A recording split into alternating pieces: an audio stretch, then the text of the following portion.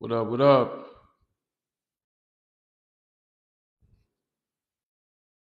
My name is Brother Legend. I don't know why my camera looks like that today. Let me see if I can fix it. Okay, that's the wrong button.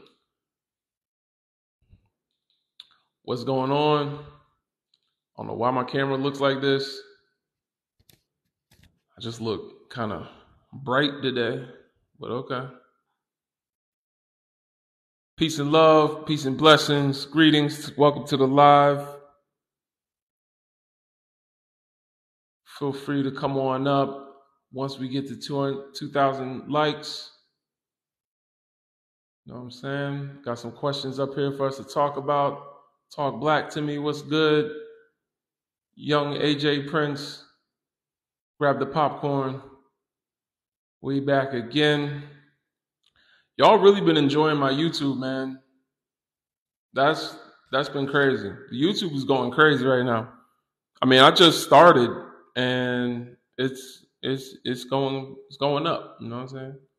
I don't got no huge numbers to report, but pretty decent for somebody that's. I just had my first week on YouTube, and we're almost at 200 subscribers. And hey, what's up, crazy black librarian? What's going on, sister? But yeah, I'm at almost 200 subscribers, and yes, please do. Um, that's why I changed the prompt up here to show your camera. So if you want to come up here today, you got to show your camera. You want to come up here, you got to show your camera. We put this on YouTube afterwards. It just helps to have a visual. If you don't show your camera, it just looks like I'm talking to myself. But yeah, I'm going to be posting some content there. The reason I want to grow my YouTube audience is because I can be less filtered and get on my Dr. Umar. Isn't that suspicious? Isn't it a little suspicious? All it takes is a little bit of white brainwashing to activate the coon shit. You know what I'm saying? A little bit of Umar is hilarious, man. He said he said it's a little bit suspicious. Thank y'all for subscribing, y'all. Please come on over to YouTube. I'm gonna start going live over there. You don't find that suspicious? Umar is hilarious. He need to get him a sister though. Except I don't know. He said he might have two. He might have more than one. You know what I'm saying? I myself am married. You know what I'm saying? I will say this. I will say this. Monogamy as a default marriage arrangement is Eurocentric. Monogamy as the default is Eurocentric. And I didn't have to read that nowhere. I know a few African brothers with a few wives. I know a few African sisters with a few sister wives. I don't know any with a few husbands. I haven't met those Africans yet. But I'm sure they're out there because that I read. But we could talk about it. Yeah, there are women with multiple husbands. It depends on the needs of the tribe. In Africa, it depends on the needs of the tribe. Our tribe, as American Africans, is, to be honest, a lot of sisters probably don't want to hear this, but our tribe, the women outnumber the men. So might be time to double up on a good man. But I know a lot of sisters ain't going for that. That patriarchy, that monogamy has been told that they was going to be Cinderella someday, so they don't want to hear none of that. But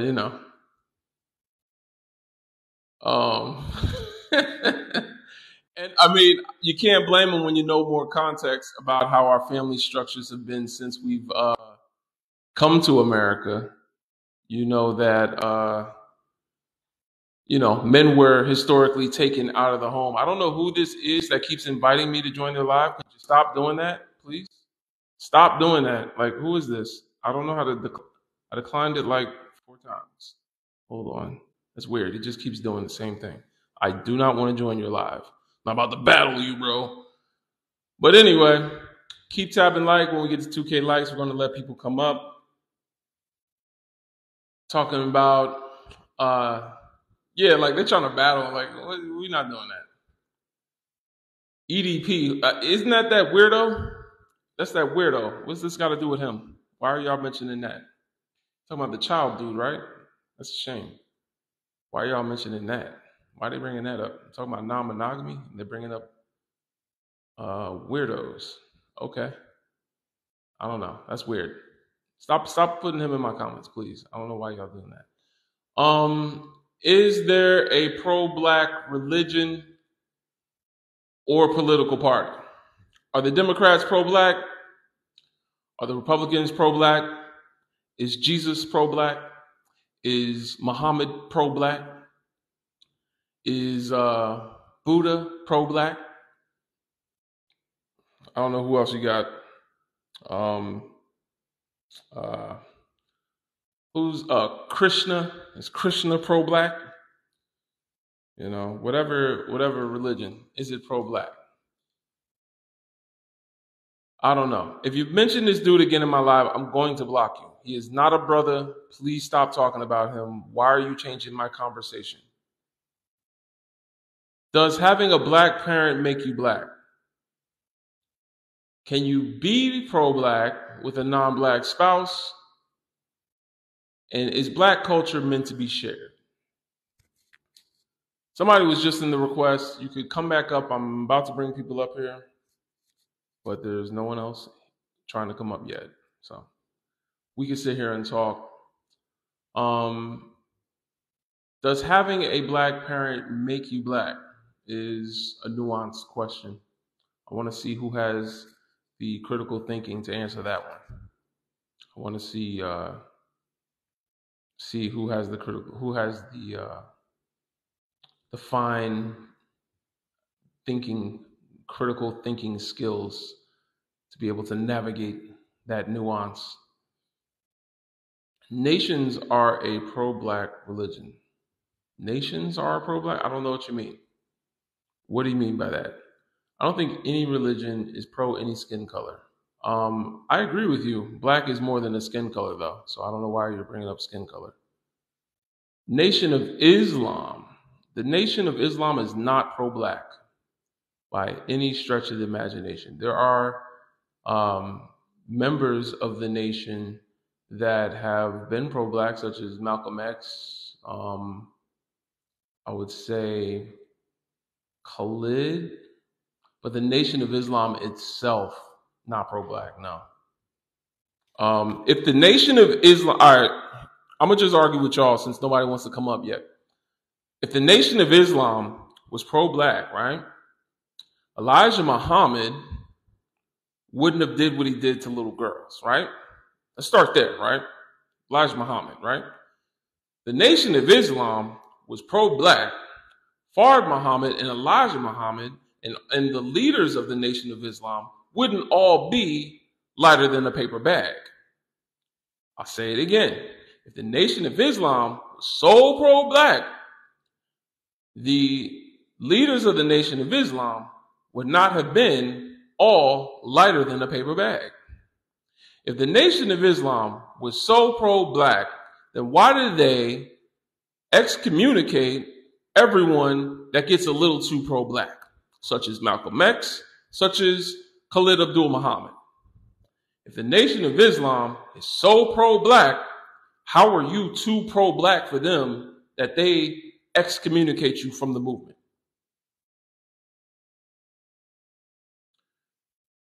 So the Nation of Islam is not pro-black.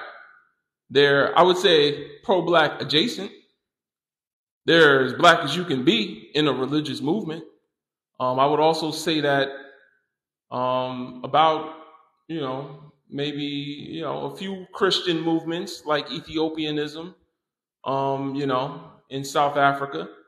We could say they are pro-black-ish, but you can't say the Nation of Islam is pro-black, they're pro-Islam first. You understand? They're pro-black, very much a close second. But they will cut you off if you're too pro-black. And that's the problem.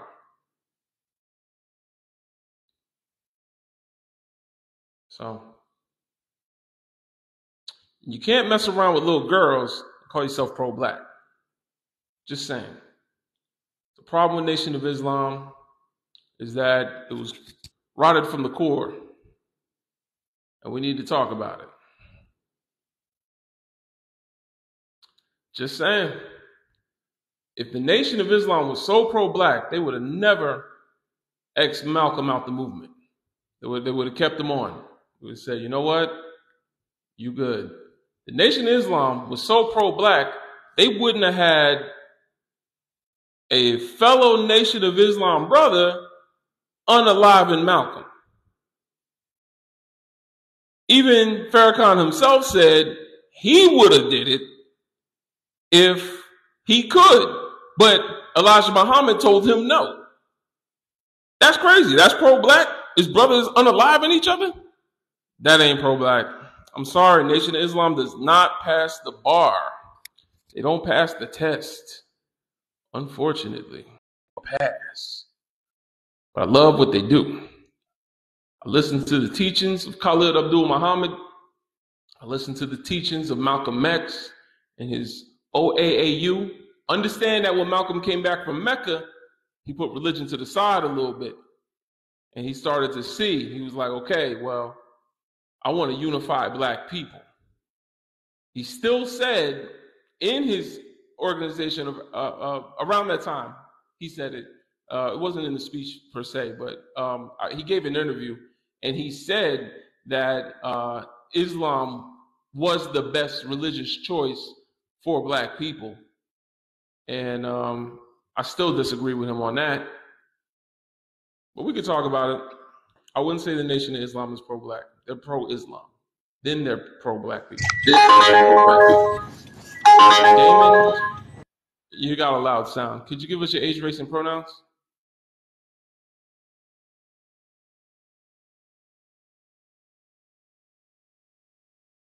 Damon. Hey, can I make a comment real quick? Cam up. Turn your camera on. I don't have enough followers to do so. Oh, you can't? Well, oh yeah, you can't. Hold Well, go ahead. Just make a quick comment. Go ahead. What's up?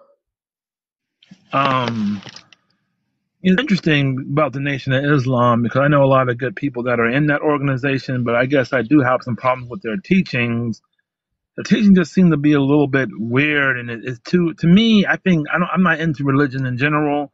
I think religion needs to be something you practice personally, and we need to deal with the movement, straightforwardly. But right now, I hate to say it, but that organization is more structured than a lot of the pro-black organizations that exist right now. Because when it comes to black movements and black people, we have some serious problems with being organized.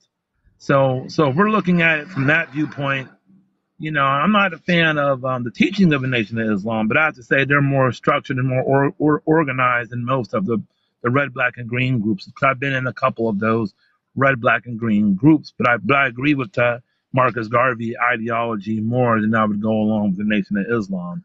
But I just think it's important that if we're going to be able to pick up people and build organizations, we're going to have to be very well structured. We're going to be very well principled.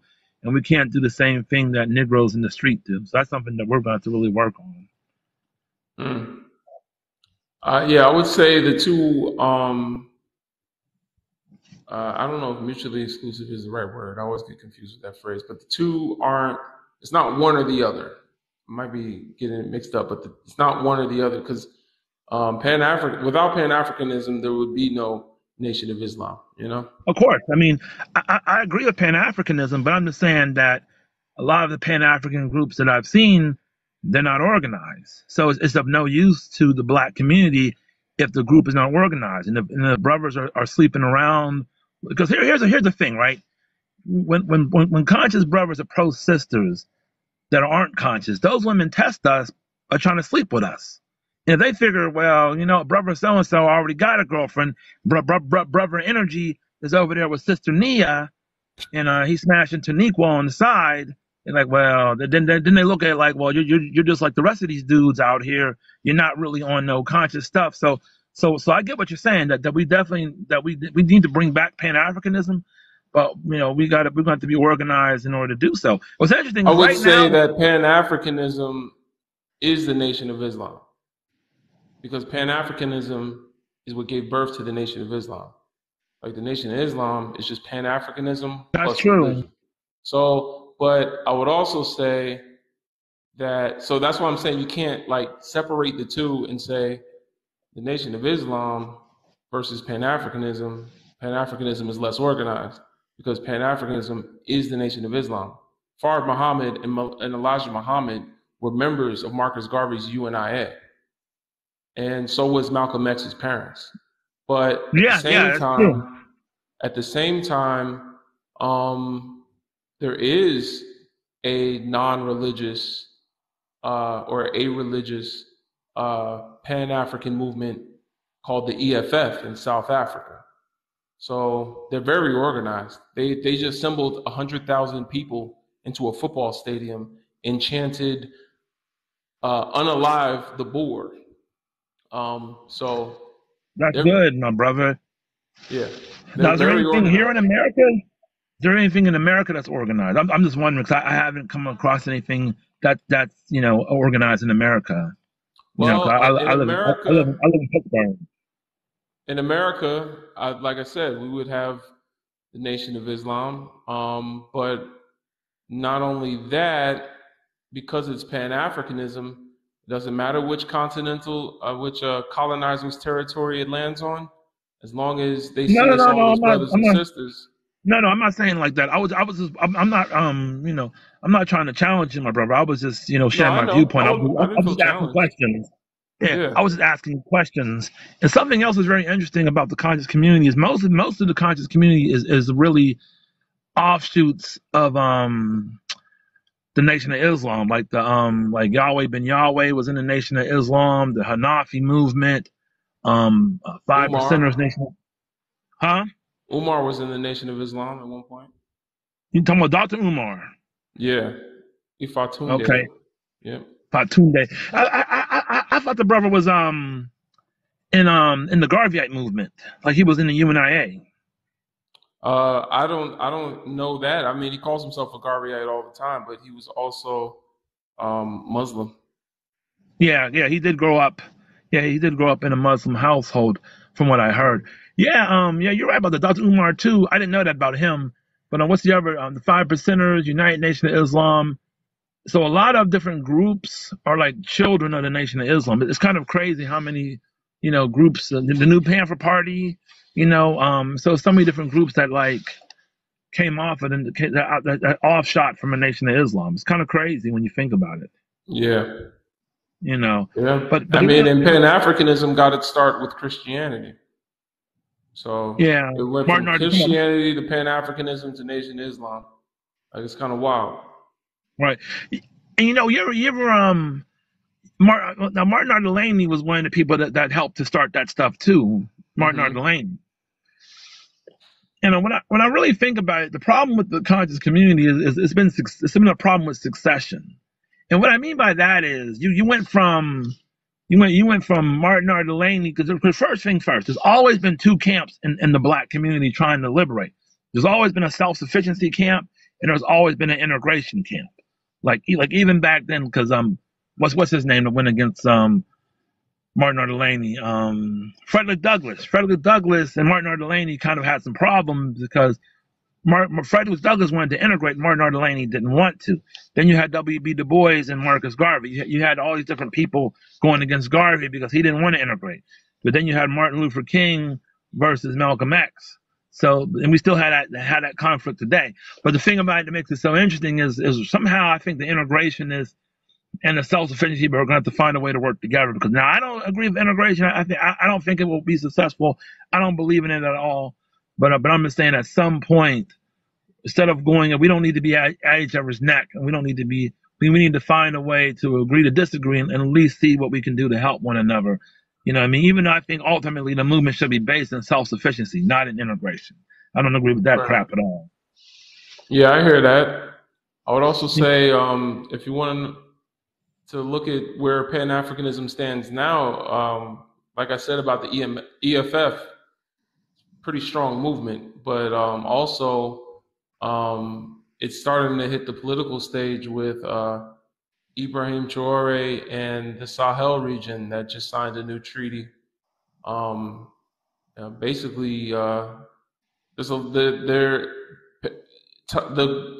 the vision of Thomas Sankara, who was Yes, he's a legend. Thomas okay, Sankara. Yes. yeah. So basically, things are starting to come back full circle. You know, Kwame Nkrumah's dream of a unified Africa is starting to happen. They're starting to kick out the French, Yeah, um, it's stuff like good. It's that. good. I Yeah, hope this unity can be successful, and I hope tribalism does not get in the way because tribalism has always thwarted Africans in that division. Because I was talking to a bunch of, they were kind of okay. They were a bunch, but to me, they're a bunch of goofy Negroes, and one talking about she this, and someone else talking about they that. And these are people from America talking about, oh, I found that I'm Cherokee and all this and all that. I'm like, we need not to. Did We you need say not to they try to. that? He's hilarious. Yeah, but the thing that's funny about it is the Cherokees. See, the thing that's interesting about the Cherokee Indians is they tried to integrate before Black people did. When Black people were still enslaved, the Cherokees just started trying to integrate with the white man. Still got screwed over. But also, certain Indian tribes fought with the Confederacy. People don't know that. I didn't know it either. I'm like, damn, they fought with the Confederacy. Some Indian tribes fought with the Confederacy because some Indians owned slaves. And I Yeah, also, absolutely. The five and I also civilized believe, tribes. yes, and I also believe that Indians also were used to help capture runaway slaves. I believe that They because they were. knew the land. Yes, Yeah. they worked with the white men. Not now. What were the names of the five civilized tribes? Because I can't remember them off the top of my head. Yeah, I'm not that well Oh, versed. I okay, know it's okay. like Cherokee and a few other ones. So you Maybe probably know. Chickasaw. What's up, fam? Hey, Young, Hey, what's what's up? going How you doing, on? bro? Not much. No, I heard him talking, and I'll just say, but there's a lot of nuance to exactly what you just said about the five civilized tribes that actually had slaves. The nuance is the same thing that we could say about Maroons. There were Maroons that actually went and captured slaves, and also if you look at Tacky's revolt in Jamaica, Tacky was taken down by Maroons, and he was an enslaved guy. So you got to understand the nuance to self governance Right, and those right. and why they did it. Those five civilized tribes they fought with the Confederacy because they thought that they could win some type of autonomy to govern themselves. So there's a lot to it. You know, it's not that they became white, but what they tried to do was for survival of their nations. You know what I mean? So there's a lot to it when you look at it that way. It's just, we just can't just throw it and be like, yeah, man, the five civilized tribes, man, they were doing this. No, they did it because they were trying to actually, really try to self-govern themselves. Same thing with Black Maroons. Black Maroons made actual deals with plantations. Like when I read that Black Maroons literally made deals with plantations to return back to slave and to stop slave uprisings. I mean, you would be like, whoa, what? Yeah, these are runaway slaves who made it themselves and said they ain't gonna let no one else make it. So, but they did it because it was like they did it for, as long as we do this, y'all ain't gonna mess with us, right? So, that was the deal that was made. And Yeah, you're right. You're right. Because some people did certain things, some people didn't. Yeah, that I get it, man. I really get it.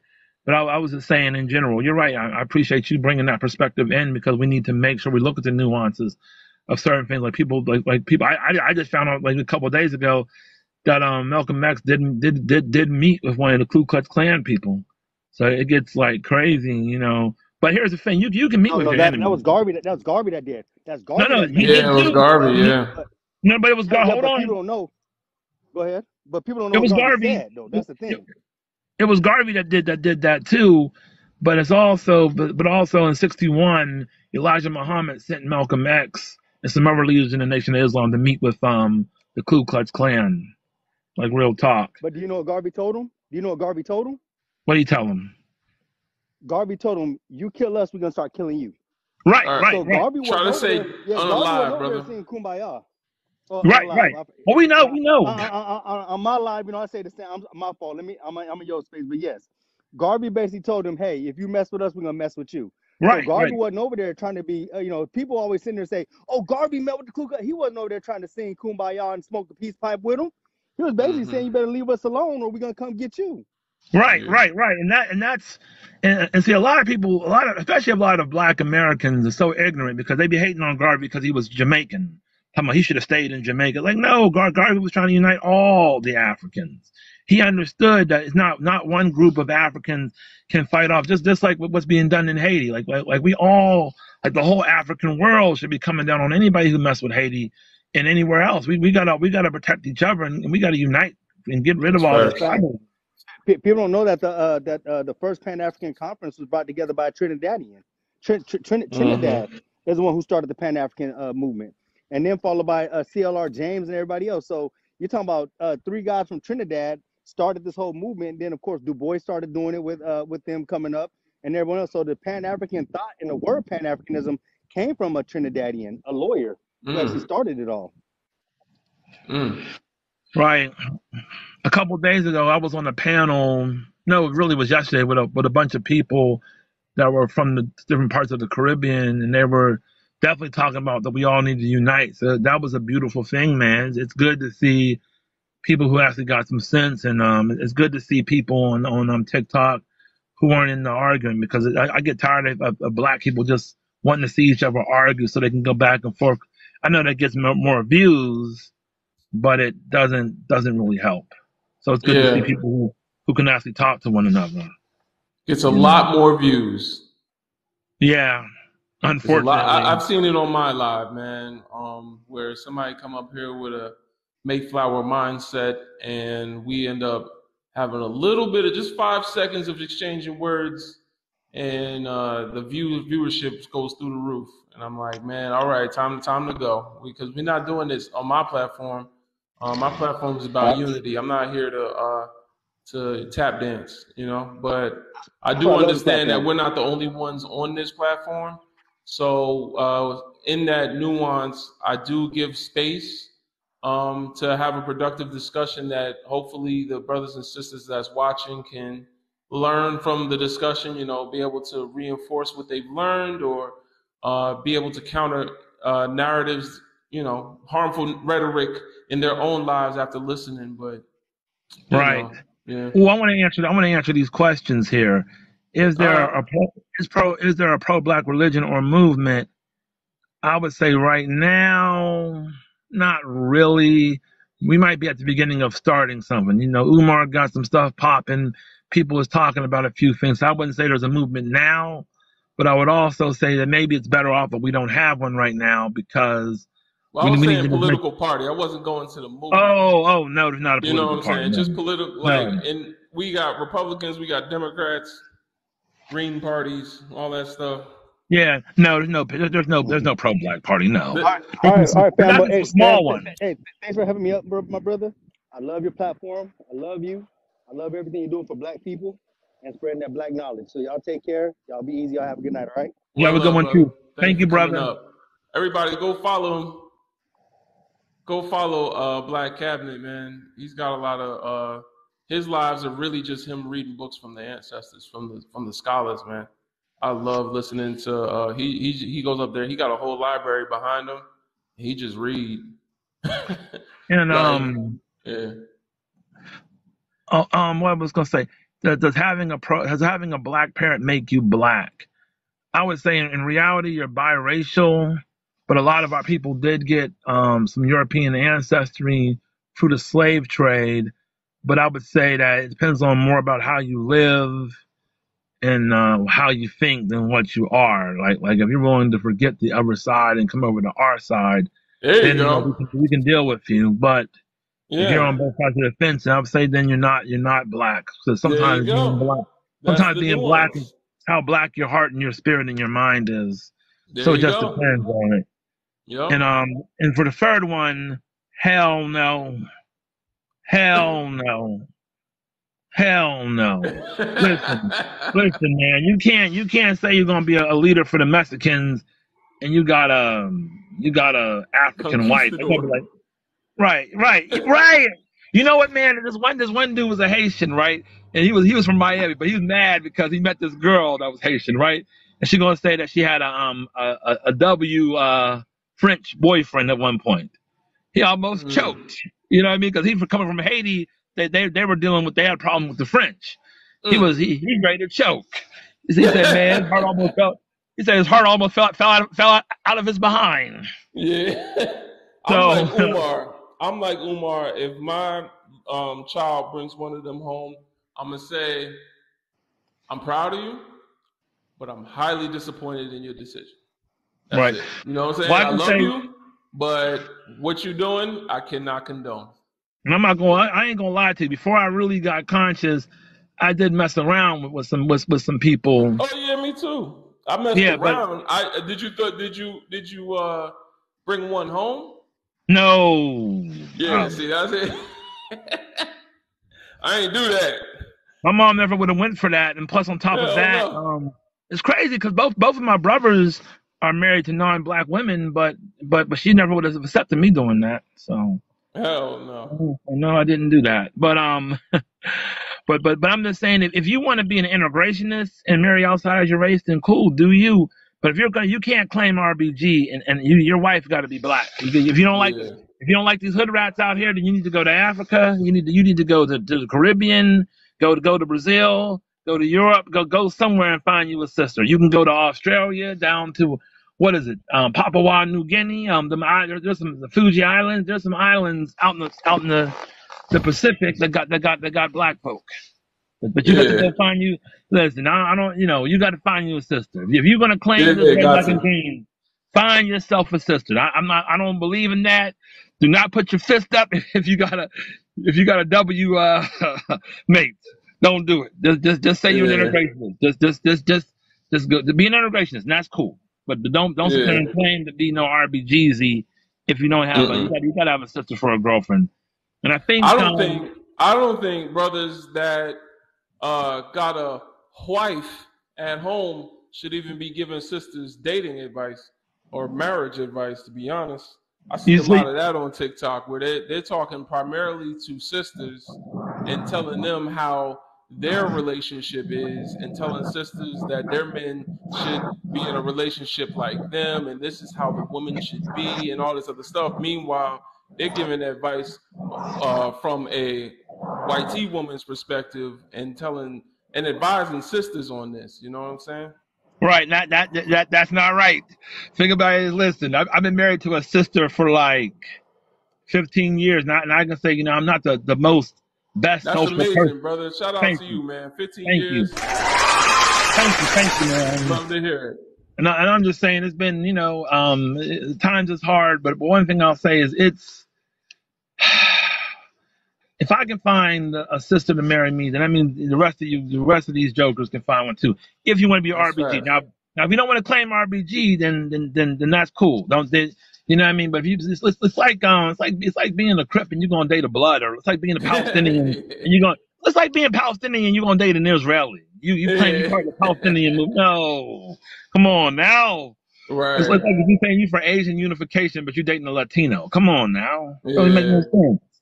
It don't make sense. But people out here think they can do anything these days. You can just do anything. You can, what I Yep. mean?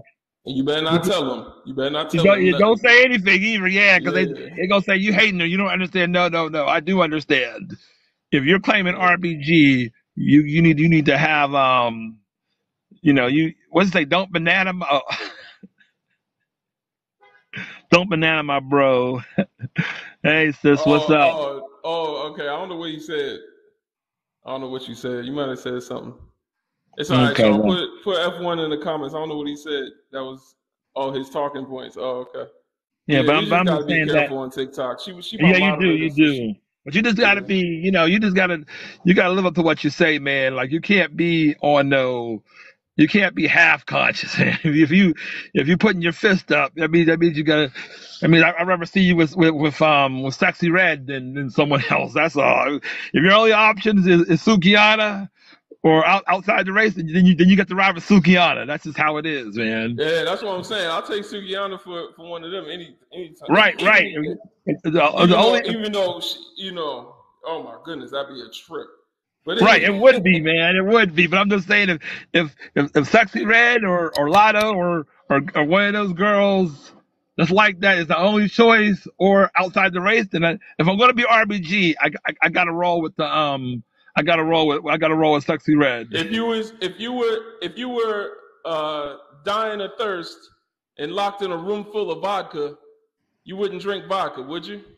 No, I don't like You see what vodka I'm at saying? all. Yeah, I don't What's like for vodka you, at all. what is for you is always going to be for you, even if there's no other option.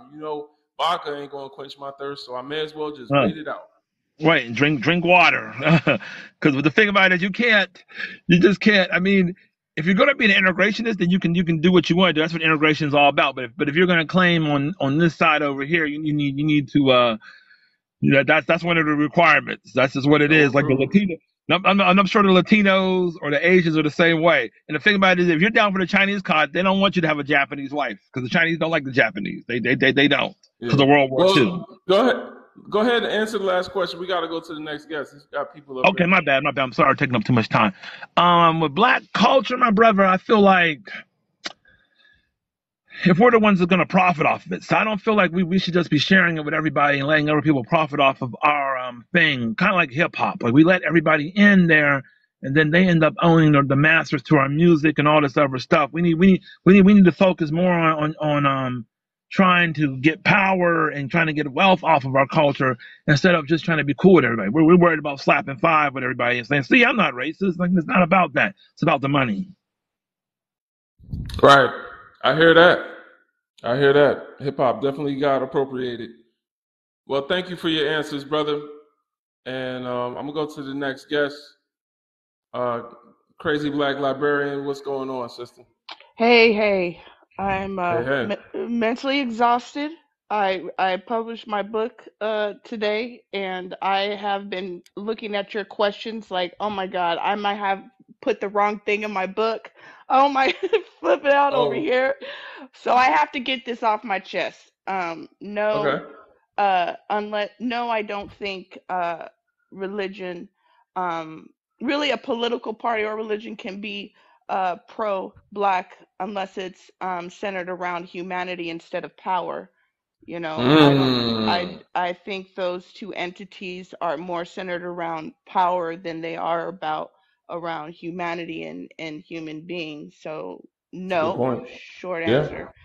Um, let's see. Yes, you are.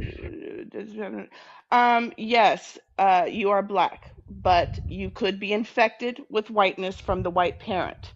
And that's going to cause mental illness. That's going to cause identity problems. That's going to cause internalized racism. Now, I'm going to say this because I do see a different generation of non black parents, and they're becoming they're educating themselves. They're, doing some work. So I'm not going to talk on that because we haven't seen the end results of that. But from my generation, the 70s and 80s, I saw and experienced and had a lot of uh, identity issues and internalized racism because I was growing up in white spaces in white Mm. culture. So those you just can't. I don't believe really at this point in my life you can be pro black. Oh wait, was that one of the questions? Yeah, that was the third one, Well, right? yeah, you kind of went to the third one, but yeah. Okay. Yeah, but you're black. You just gotta figure your mental stuff out. You got to deconstruct and wash that My thing whiteness. is, Go ahead. can see now that's the thing. Nature and nurture, right? So Yeah. if you are raised with a black mother, right? Most likely you're gonna pick up the culture, the ways of your mother, because your mother gonna let you know if it's a black woman. But let's say you have to later in life learn the culture, learn things like can you wash yourself of of internalized racism? Can you get it out? Are I'm you gonna tell still a you. danger to the community if you learn it later in life? I believe Or if you miss the train, it's too late. Like, which one is it, you know? I believe the older the so for me, how I do it is acknowledging that I do not know everything. Okay. I listened. For one, I listened. I had to recognize my own behavior. See, I went into this trying to figure out white people, but while I'm learning, I'm sitting up there like, oh shit, I do that. Or, you know what I'm saying? And Hmm. I've been at this age, I'm 48, like I said, at this age, I have the capacity to be uncomfortable a lot. And Hmm. if you are willing to to understand that undercurrent that's nagging at you and festering at you that you may not be able to understand in your 20s or 30s, then Hmm.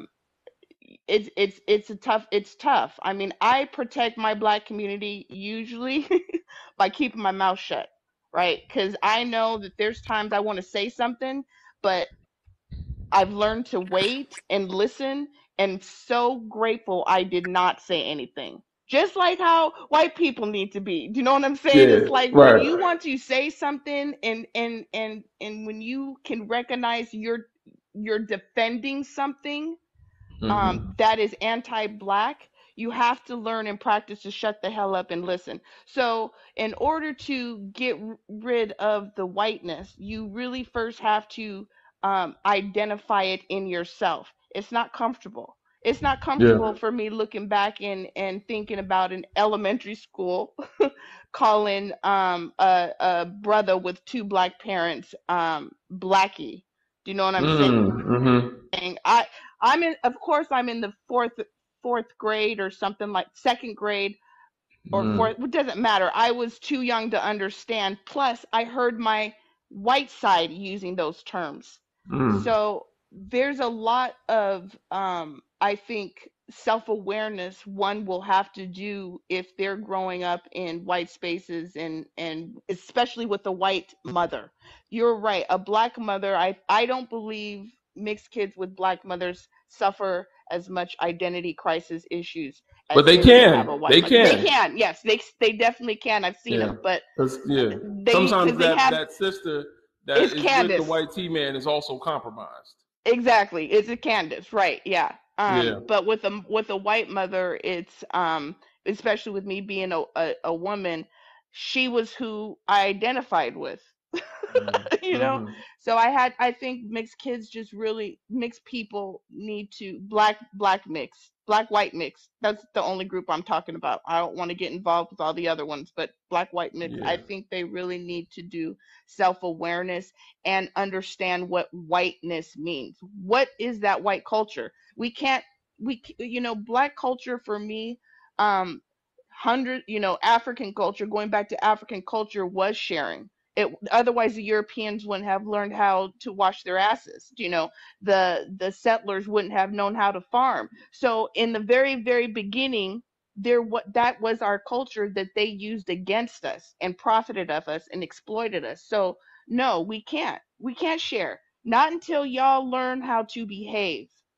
Mm. And I don't know if that can ever happen. I think that there's this Yeah. colonizer spirit that just keeps coming different ways. They do music, first it's the bodies, now it's music, and it's, dress, it's hair, it's all that. And it's like, y'all do not know how to behave and respect and honor something. That's Mm. my thing. And they know it, and they don't have to, and they laugh. So no, we can't, we should not share any part of our culture. I think everything needs to be moved to Africa. I think all we need to have our own music and guard it, own producers, all of it. I was thinking about that the other day because there's some songs I like of Post Malone, but he looked stupid when someone asked him about Black Lives Matter, and I was like, for real?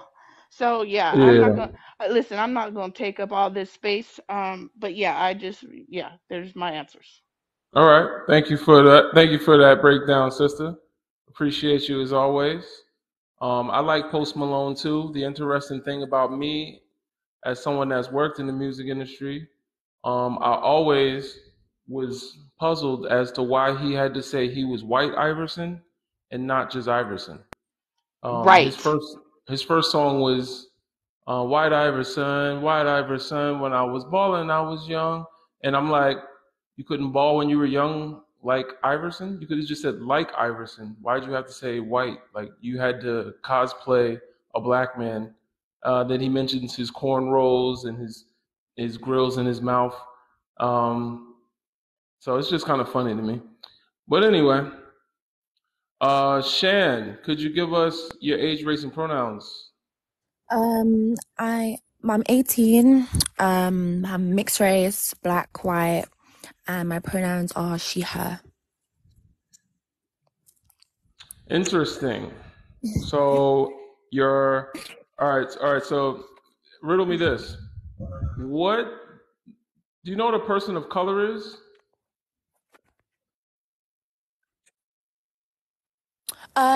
Person of color would be someone who is black, someone Asian, someone who is essentially not white, basically, Right. from Someone what I who's not understand. white is a person of color, right? So what would that mean? White Mm-hmm. people are people without color. See, I wouldn't say that black people are colored people. And the reason for this is because, I am a white passing woman.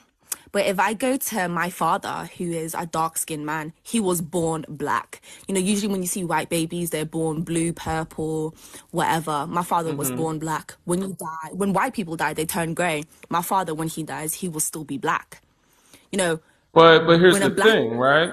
Because Mhm, white people are people without color. mhm. So how are you without color? How are you half without color with color? See, I don't know. Like, this, what I explained to you is something that my white mother taught me. She was like, listen, like, black people, they're not colored at all. She told me that analogy, what I just explained to you. So, yeah. Black people aren't colored? Mm-hmm. The word colored is problematic because it Mm-hmm. focuses our identity on our proximity to whiteness. Like you said, it just Mm-hmm. means you're non-white. So that's why we don't like to use the word colored. But colored is their Mm-hmm. language. Race is their Yeah. construct. They invented it, not us. So whiteness was created to exclude all other colors and all of the Yeah. races. That's why Yeah. they use people of color because they're Yeah. basically saying we're the people without color because Mm-hmm. having color makes you lesser than us. So Yeah. we lumped you all into one group and you're all people with color and we're the ones that are pure without it. And so Yeah. my thing is when you say you're half black, half white, instead of just saying you're a Yeah. black woman, it Mm-hmm. sends a red flag to my head Yeah. because I'm wondering why you're centering your identity on your proximity to whiteness instead of looking at the social construct as it is and Yeah. understanding that you having color means you're not someone without color. So why would you claim So, half without color and color? so this kind of links in kind of to what Crazy Black Librarian said about, people who have, white mothers or fathers having some type of identity crisis in a way, because I am so pale, you know, but I have an afro. So growing up, people Okay, would say, okay, now you're you're black. centering your identity around your phenotype. And that No, is so I'm interesting saying that too, people... because you are not defined by how you look. Race is not just about how you look. If that were the case, Indian people would be called black, but they're not. Why aren't they? Because race is not just tied to how you look, it's also tied Mhm. to your ancestors. So if you have colored ancestors going back 10,000 years, then you also are black. That's also another thing that makes you black. You are not just defined by your phenotype. All phenotypes, all hairstyles, all skin colors, all nose shapes, all come from Africa. All eye colors, they all come from Africa. They all exist on the continent today.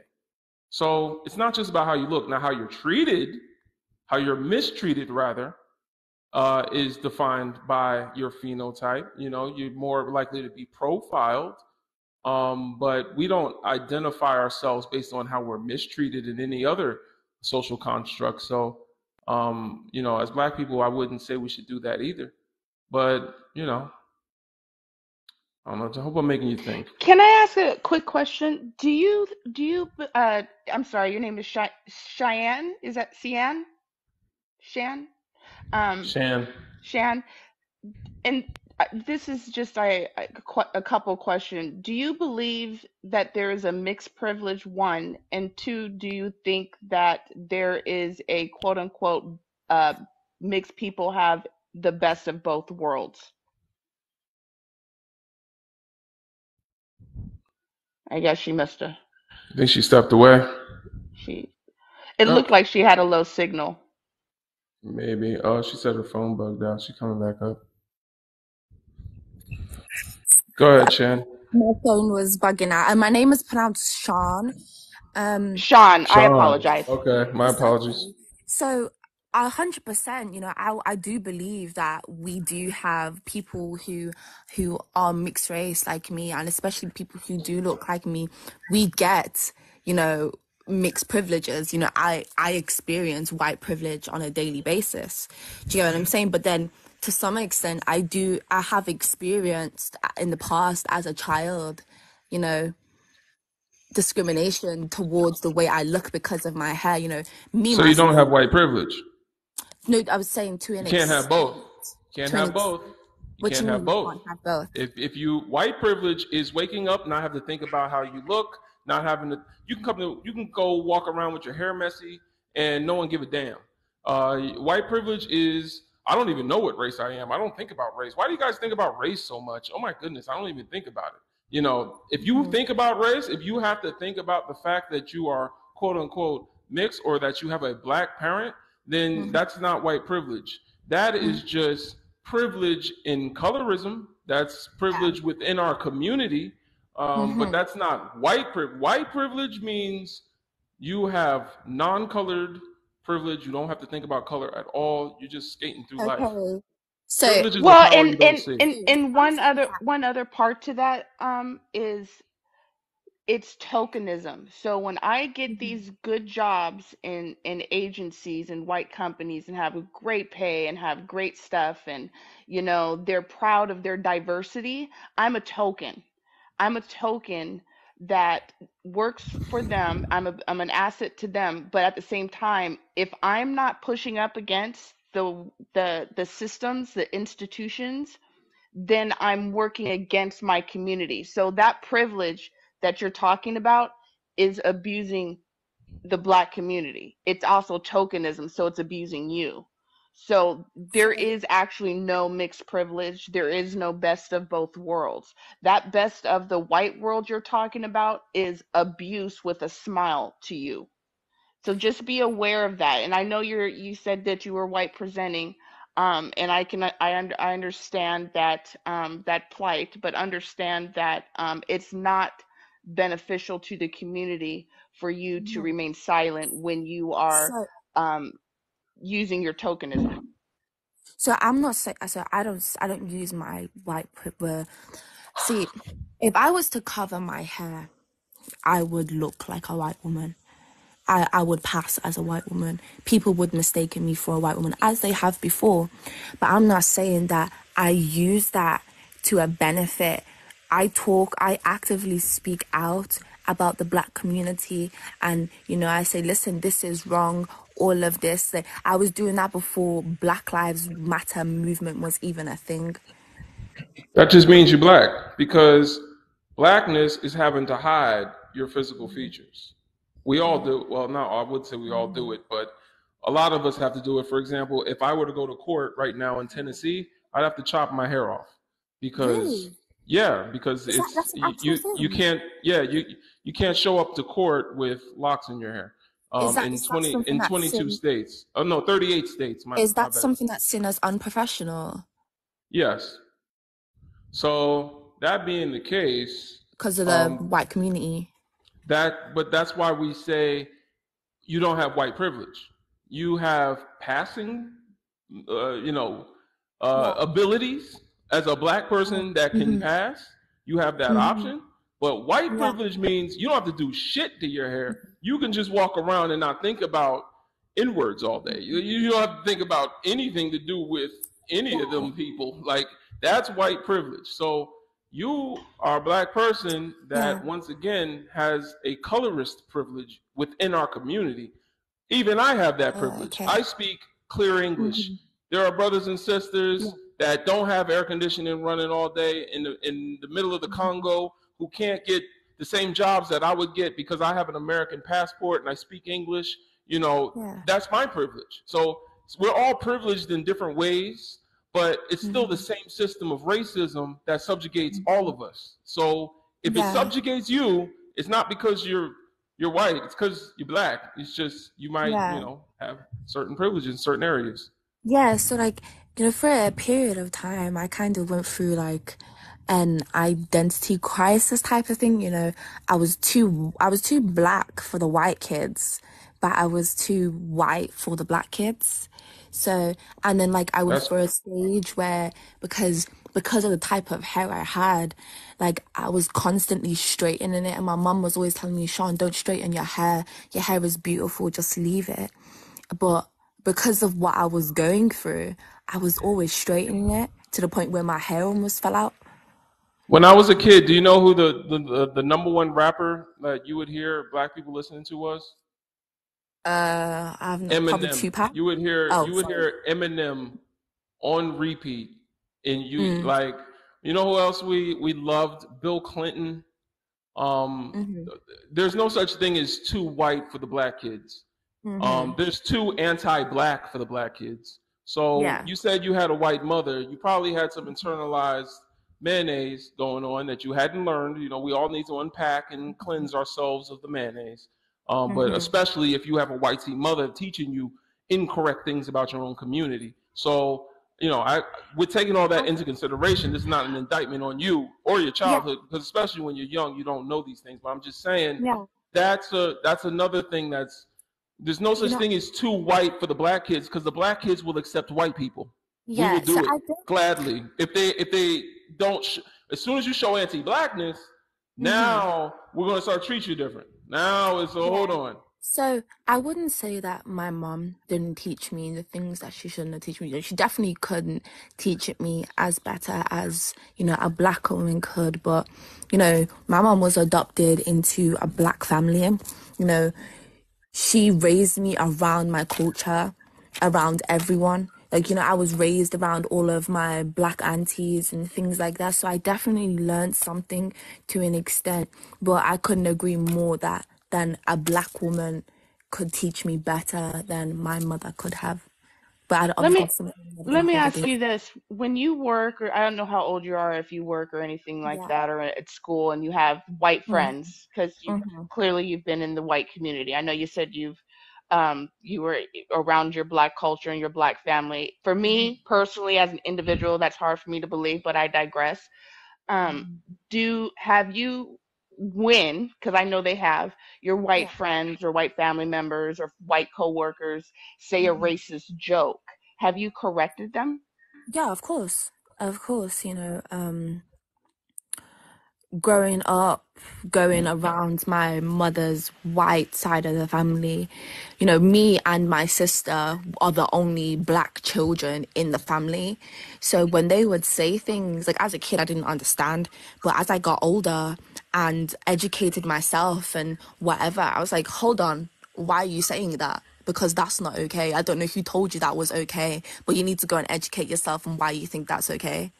And saying things like, oh, your hair is wild. And I would just look at them and think, what are you talking about? And then they touch my hair, like my white family, like, keep your hands to yourself. I'm not up for display. Leave me alone. Well, that's good. That means you do internalize a black identity at some point, because you're not standing up for us when you do that. It sounds like you were standing up for yourself. And that's good, So. And did your white family, white friends, or any of the white people that you grew up with, did they ever at any time tell you that the reason the black people don't like you or accept you is because they're jealous? Did they tell you that lie? No. I think when it comes to, when I heard that, I was hearing that from the black family. When I was hearing that, I never heard that from my mother or my white side of the family. Never heard what exactly? Like, She's so she's when, saying she's saying that her black side told her that black people were going to be jealous of her. I'm going to be not honest, black not people. was that what it was you were saying? It Because was that's what I asked. I can give you I'm not too sure. I can give you an example. Like, let's say, so like when I was like in high school, and I was going through like a lot of things where these women were being horrible to me. Specifically, they were black women. You know, majority of my school, almost everyone in my school was black. So, and my black family, they would say to me, "Oh, they're doing this to you because you're fair skinned and you have green eyes and you have loose curly hair." And I wouldn't take it in. I just think that's a bit. I'd be like, it's a bit weird. Mm-hmm. Yeah, well, yeah, that's a thing called colorism. Yeah, So and I understand yeah, that. so that's a thing, within our own community, those that Yeah, have green eyes usually get further along. And that's why I was saying earlier, you can't be too white for the black kids because we'll let you in through the front door if you're white. yeah, yeah, That's part of how we've been conditioned after yeah. hundreds of years of being in a racist society. So that's the Um, thing. I don't Did you know. want I to think. answer the questions? You didn't even get to the questions yet. So black religion. Um, I wouldn't say that there is a religion that advocates for black people. I know that the religion I'm a part of encourages us to mix tribes and get to know one another and things like that. But being a pro-black religion is putting blackness first. I'm not too sure of a religion that does that. Having a black parent makes you black. I don't know. Like I said, like I've never really said that I'm It black only because makes you black if you know. So if you don't know, then your answer for that in your own personal life would be no. But yeah, if you said yes, I'm black, then that means you would be black. That's the nuance of the question is you have to know you're black. but I would say like obviously I can't say that I am because I would You not go, can. You but I can. wouldn't There go have through been the there have been same people that thing. have passed even better than you that have claimed Yeah, their blackness. So yeah, it's possible. It's just you don't got it up here, and unfortunately, we don't want you. damn.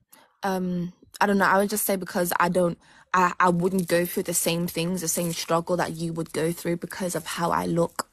Struggles and mistreatment. Listen to me clearly. Mm-hmm. Mistreatment is not what makes us black. Mm-hmm. Mistreatment is not how we identify ourselves. That is how the oppressor identifies us.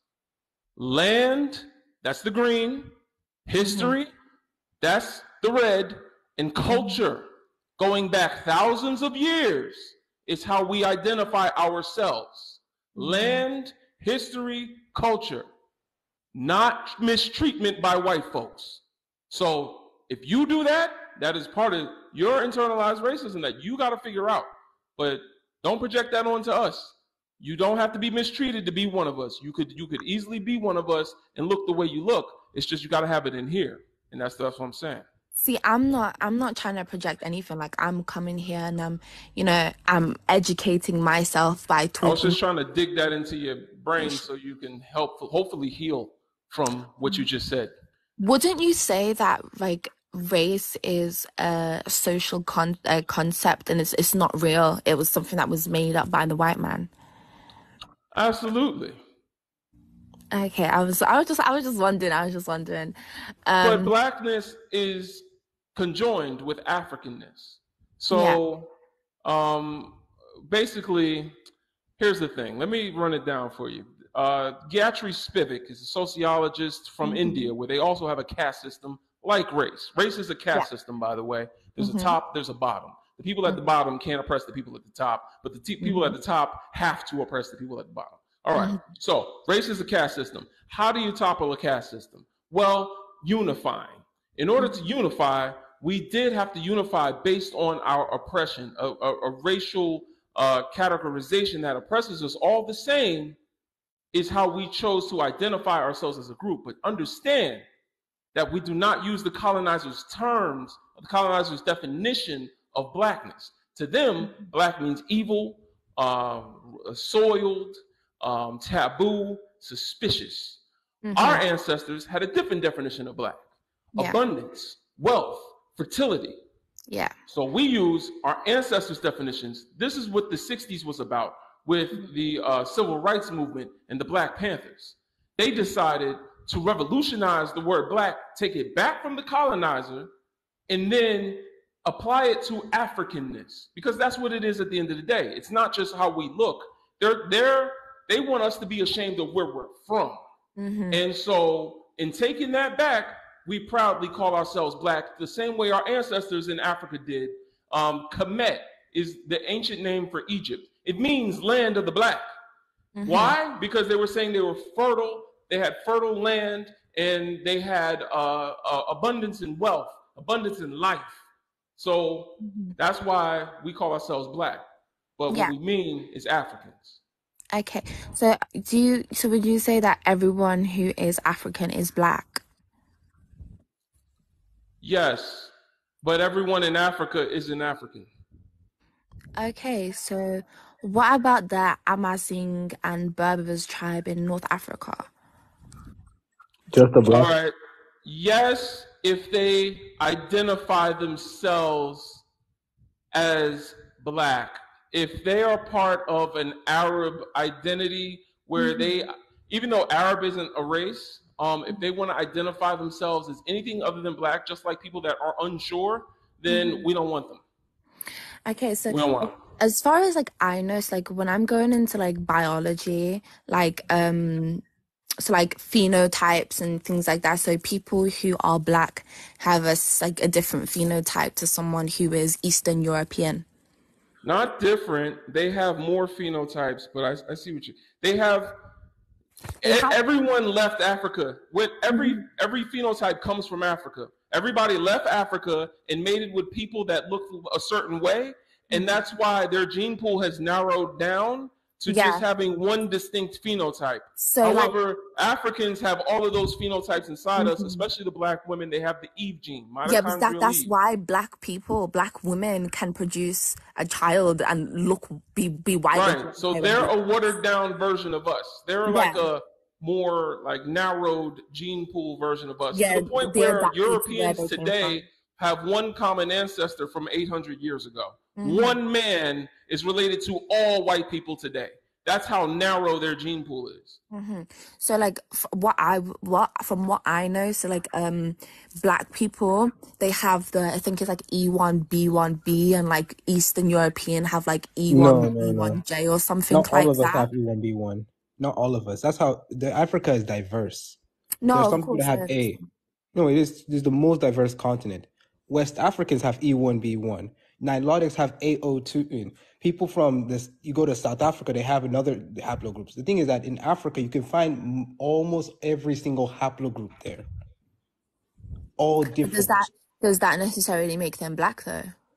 The thing is that we have genetics and blackness are not intertwined, sister. You just said that blackness is a social construct. You can't mix genetics with it. That's what Schmittler did. Construct. What? I said race is a social construct. Right. That's what I'm saying. So genetics and race do not go together well. This conversation is not going in a productive direction. We're going into what Schmittler believed. This is not conducive to the conversation. I said black people have a land, history, and culture. I didn't say nothing about genes and phenotype and all the other stuff that you're talking about. I don't want to go there because that's racist. I was just asking you a question about it all. I hear you. Can you be pro-black with a non-black spouse? I don't know. I think that as long as the non-black spouse is advocating and trying, putting their white privilege out there to, you know, advocate for the Black community and say like this is wrong, you should stop. You're You know, doing it again. You're I defining don't us by know. mistreatment. Now you're defining our goals by how we're mistreated. And you're saying that our goal as pro-Black people, our goal within the Black community is to stop mistreatment. And Is when there's mixed kids that come out of there that are claiming both cultures and both races, it would be hard for them to be pro-Black if they are struggling to hold on to one side and then they're thinking the other side is all about oppression. So that's going to be one of those situations where it's an example of how it cannot be pro-Black because they have Yeah. children with that mentality. so if I'm right in saying what I'm saying, so you're saying that I can't claim my West African culture and my Eastern European culture. Culture and race is not the same thing. No, I'm talking to crazy Black I librarian. know, but I'm talking to you. Culture and race are not the same thing. So She was you can talking about claim two cultures. You can be a multicultural person, but you can't be a multiracial person. Race is a construct that was meant for you to be one thing, not different things. There's a thing in race called hypodescent, which means what I said earlier. You cannot be without color and with color at the same time, because race was not some innocent little categorization system where these people are equal to these people and we just call them different colors. Yay. No, it was a caste system built for a purpose of subjugating all non-white races. So you can't be half oppressor and half oppressed. It doesn't work that way. That's where that identity crisis comes in because you're trying to be both. And you can't. I wouldn't that's 'cause of the necessarily law. say that I'm trying to be both. I think I'm just doing what I'm I doing. think she's learning. I'm just living my life. Yeah. I'm living my life, practicing my religion, and that's it. Right. Necessarily. Right. Is Black culture meant to be shared?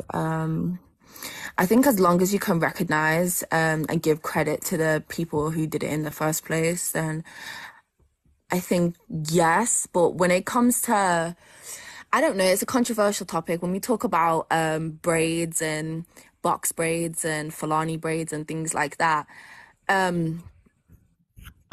you have white hair, your hair's gonna fall out. And do you understand where it comes from? You know, this comes from, you know, when people use braids as an identity of what tribe they came from, essentially.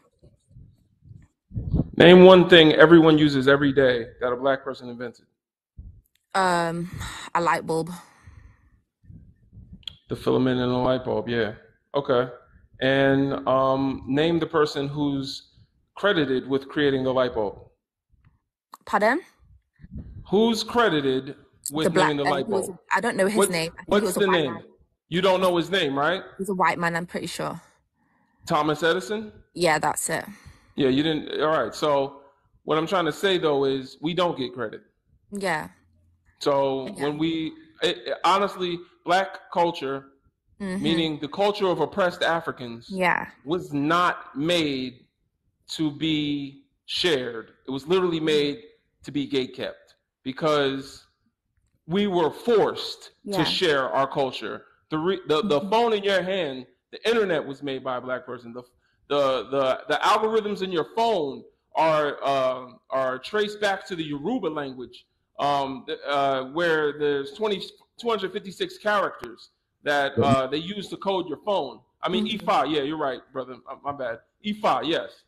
And so, yeah, long story short, we don't get credit when they take our culture. We got tired of them taking our culture. So we made Black culture something that is meant to be gatekept from them. So that's well, and especially with the braids, now you have these people and doing that just to antagonize Black women. It's like they come out the gate wanting to fight because, you know what I'm saying, and it's horrible to watch these non-Black women abuse Black women with our culture. It's sickening. It's sadistic.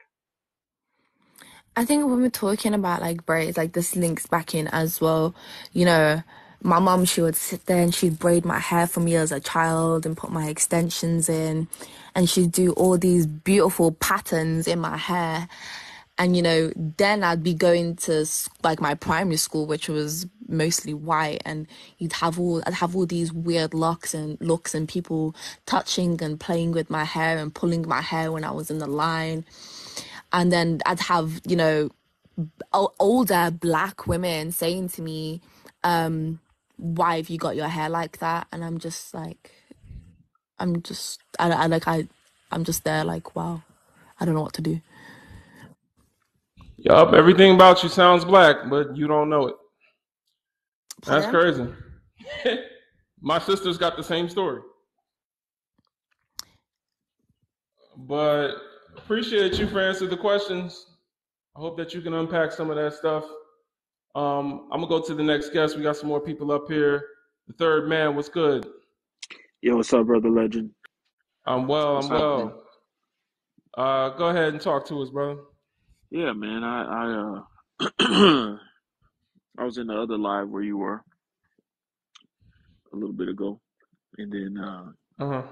left and came back, and you had your own live going. Um, interesting conversation there with Cyan. Is that? I Mm. guess that's how you say it. Um, yeah, I guess she's gone. So just kind of curious about that. Yeah, I mean, I'll be honest. She answered every question wrong, but Yeah, she didn't get defensive, so I'll let her have it. yeah, yeah.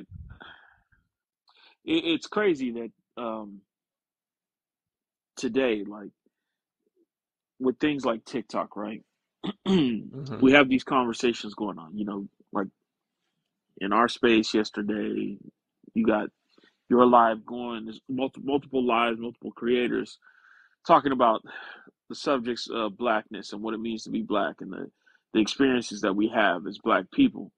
And there's so much more to it than oppression, right? There's so much more to the Hmm. conversation than struggle. There's so much more to the conversation than poverty or anything like that. Um, Part of our mission in all of this really is information. If we as black people don't have the keys, the knowledge, the wisdom, uh, the things that we need to be able to identify um, for ourselves socially, culturally, spiritually, uh, who we are as people, then we will struggle.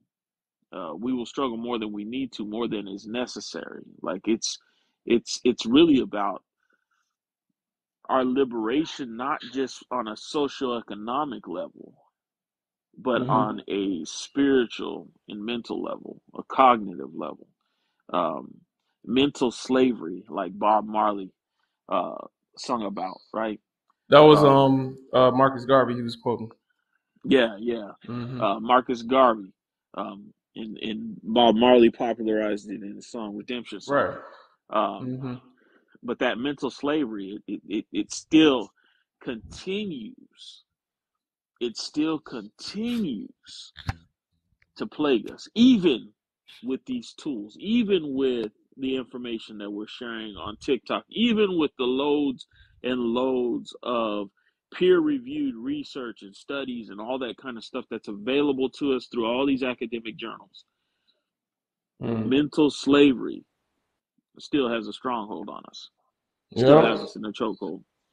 And so, someone like Cyan, for instance, that's just an example of someone uh, who would live in this life with access to all these things. Because in my mind, you got to be at least 70 years old to not have access to all of what we have access to. Yeah. And if you are, I'll even drop it a little bit. If you're the age of 50 or younger, and you are claiming ignorance as an excuse in this day and age, if you're claiming ignorance as an excuse for not knowing the things that you should know or you need to know or that you're curious about, you really have no excuse. You have no excuse. You have no justification for the reason why you don't possess this knowledge. Even if it sounds strange to you at first, your curiosity should push you further. Yeah. And if it doesn't, you don't care. You don't care to know anything about yourself. If your curiosity doesn't push you further, you don't care anything about knowing yourself. You don't care anything about blackness. You don't care anything about black culture. You don't care anything about black liberation. And you certainly don't care anything about pro-blackness. Yeah. Well, you know, those with a frosted female mother, they are born, and unlike a black mother who would tell the child of a Mayflower man that the child is black, the frosted female mother tells the child you're biracial. The black mother has a oneness of shared identity with their child. The white mother others the child, and the child feels othered. And the child begins to look at their blackness as something that others them from their mother. So it's kind of a negative, you know, it's something that becomes negative to them. And then not only that, when they go out into society, society will also tell them that their proximity to Africanness is what vilifies them and makes them more criminal, less intelligent, you know, more taboo and things like that. So not only is there a proximity to blackness, something that's something that's vilified in their own mind between the relationship and between their mother and the closeness and proximity to their mother, but also in society. So then they begin to feel like the way that they are treated, the mistreatment that they receive because of their blackness is their blackness. And that's what she was doing the whole time she was up here, was she kept conflating her mistreatment with blackness and saying, I can't identify as black because I'm not mistreated the same way. It's like, what part of, you know, land, history, and culture is mistreatment? Like, you know, we don't identify with how we're mistreated. I'm not going to say whether, what if I'm a black man that's, you know, lived a good life? Am I no longer a black man because I've never been pulled over by a cop? No. So, you know. Well, and you know, one thing to add on to the white mothers with the black daughters, they're cute when they're little, but those white mothers, a lot of them hate black women. So when their daughters grow up, they end up hating their own child and abusing them just because they have always hated black women. So that's my take on that. Yeah. Yeah, and I think when you add, I don't know what religion she was, by the way. She said something about practicing religion. But I'll just say this kind of a blanket term. When you add religion of any kind to the situation and the experience, regardless of what religion it is, but when you add religion to it, that takes things further to a point where black people who are involved in those types of situations are often brainwashed into believing that their religion comes first and then their blackness comes second or third or even further. So then what they buy into is that if they embrace blackness, if they embrace black culture, if they embrace black identity, it is othering them from the people in their religion and somehow separating, because they're separating themselves in this way that they think they're separating themselves from people in their religion, that they're also separating themselves from God. Yeah. And that plays out in Christianity, and it also plays out in Islam. It plays out in Judaism, to where these people are so confused. Damn. I never thought of it that way, bro. Yeah. Damn. Because me and my wife have been reconnecting with African spirituality for the past year and a half. We were we had been left the church years and years ago, but it's wild because it did feel like I was getting further and further from God the more I sought the original teachings of our people. And Wow. and specifically with Christianity and any other Abrahamic religion, what they teach is that God, the song, Jesus loves the little children, right? Well, that wouldn't be the case with Judaism and Islam, but God loves the little children, all the little children of the world, red and yellow, black and white. They're precious in His sight, right? They teach that, right? They sing that. It's a part of a song. They share that sentiment, right? But when it comes down to it, the little children, because they are somewhat each of these religions have this concept of sanctification, right? Something that brings you into the certain place with God, right? um, what their teachings say is that when you come to this place of sanctification, you are removed from the identity of your race. You're removed from the identity, even though within the structures of these religions, they still practice racism. But you are told that you are removed from the identity of your race, you're removed from the identity of your ethnicity, and that we are all one, we're all one kind, we share in the blood of Christ. This is for Christians.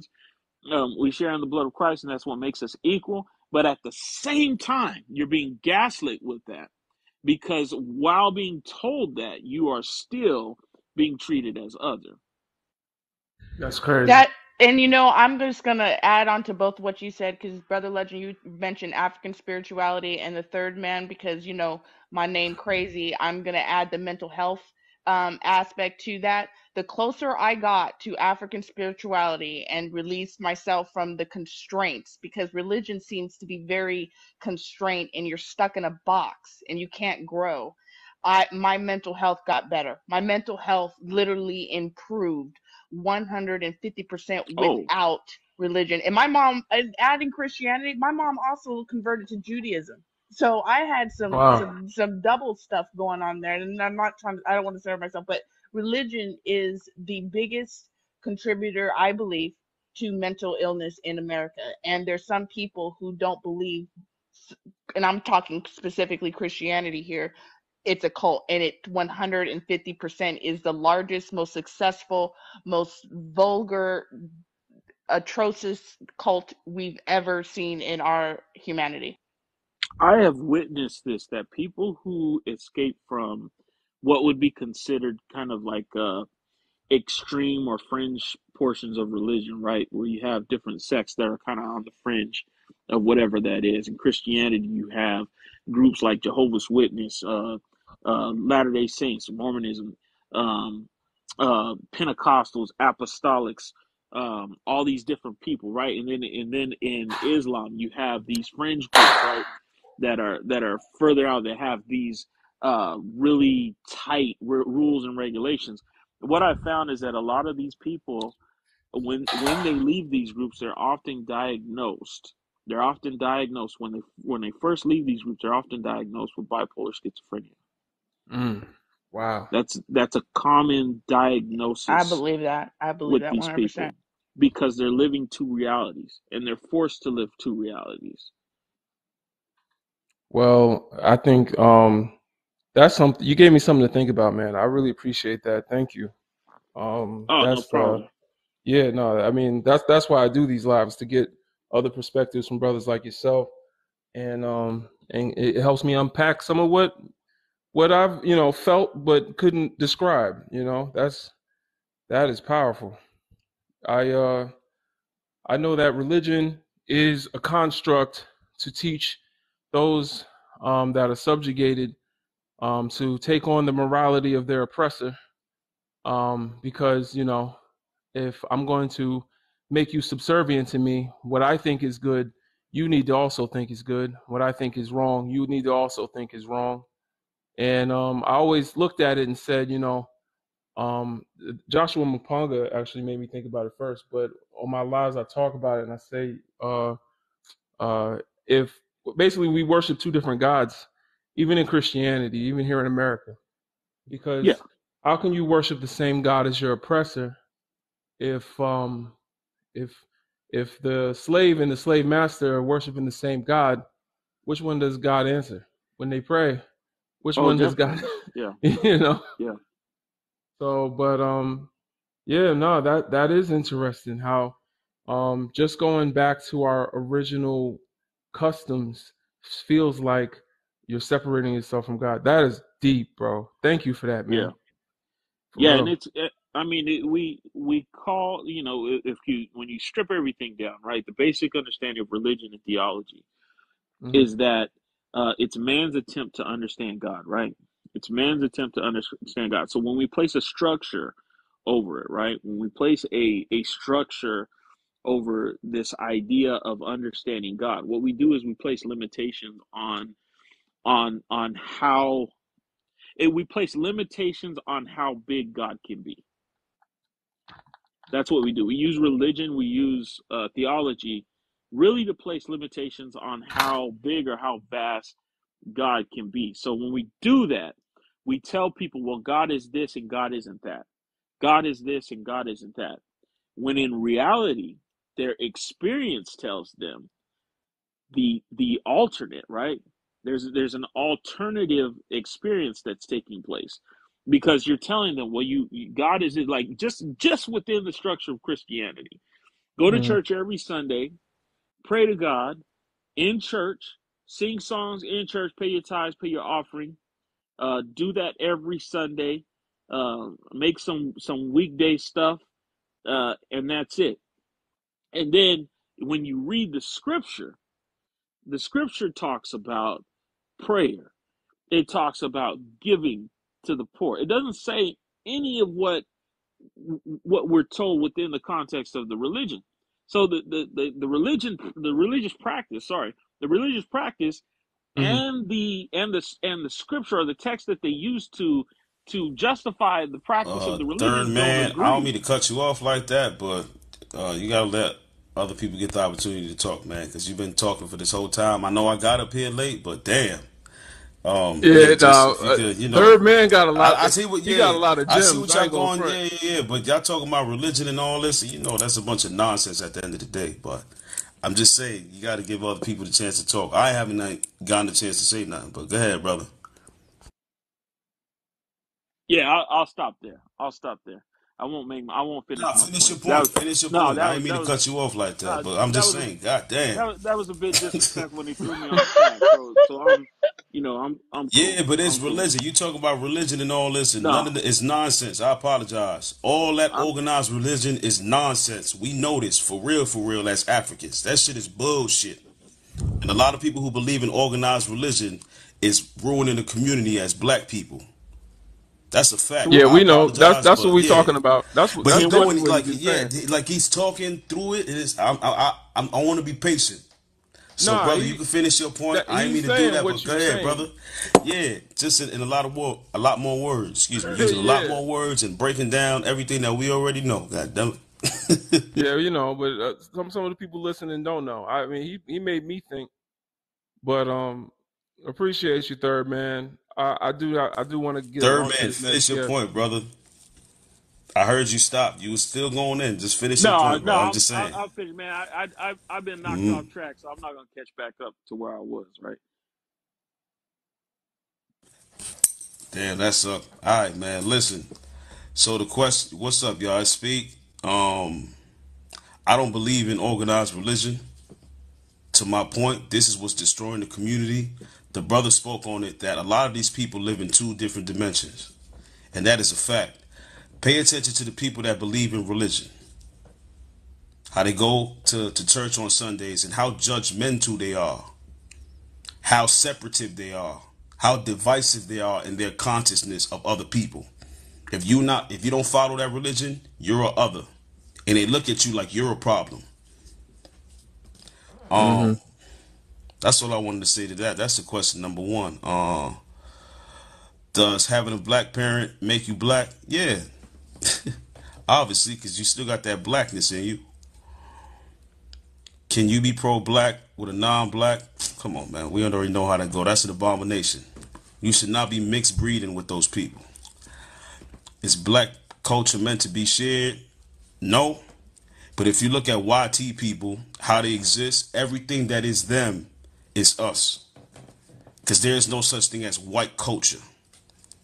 I'm sorry to say this, but Leslie, you don't want me saying it this way, but YT people are actual savages. They're the ones that are the actual thugs. They're the ones that are going into communities, destroying communities, and doing all this negative, toxic shit. It ain't African people or black people. It ain't us. But they want the world to believe that we are these demons. Yet look at their system in the U.S.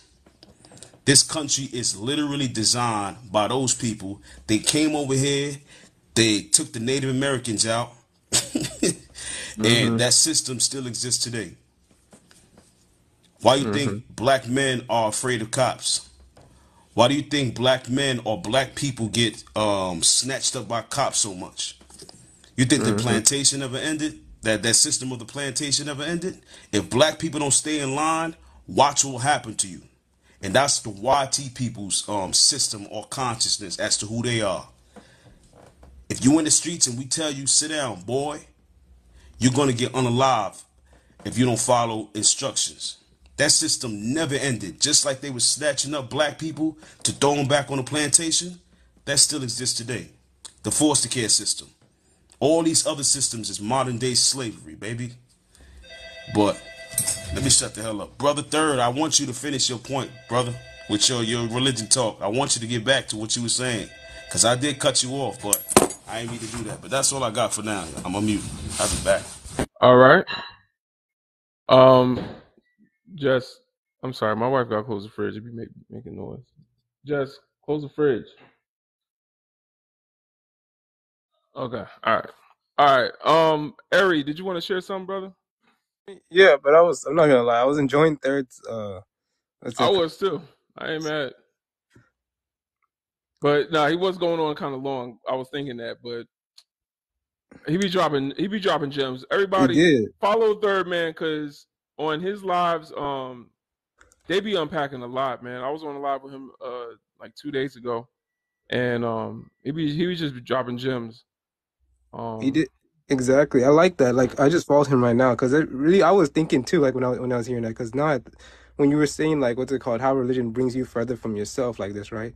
Because I'm not even gonna lie like this, because like I remember like as a kid, like I was just lost completely, like because the thing is like half my family, right? And I don't mean to go like this, right? But half my family, like my two parents, right, and like my mom's side of the family, they were all like Christians, right?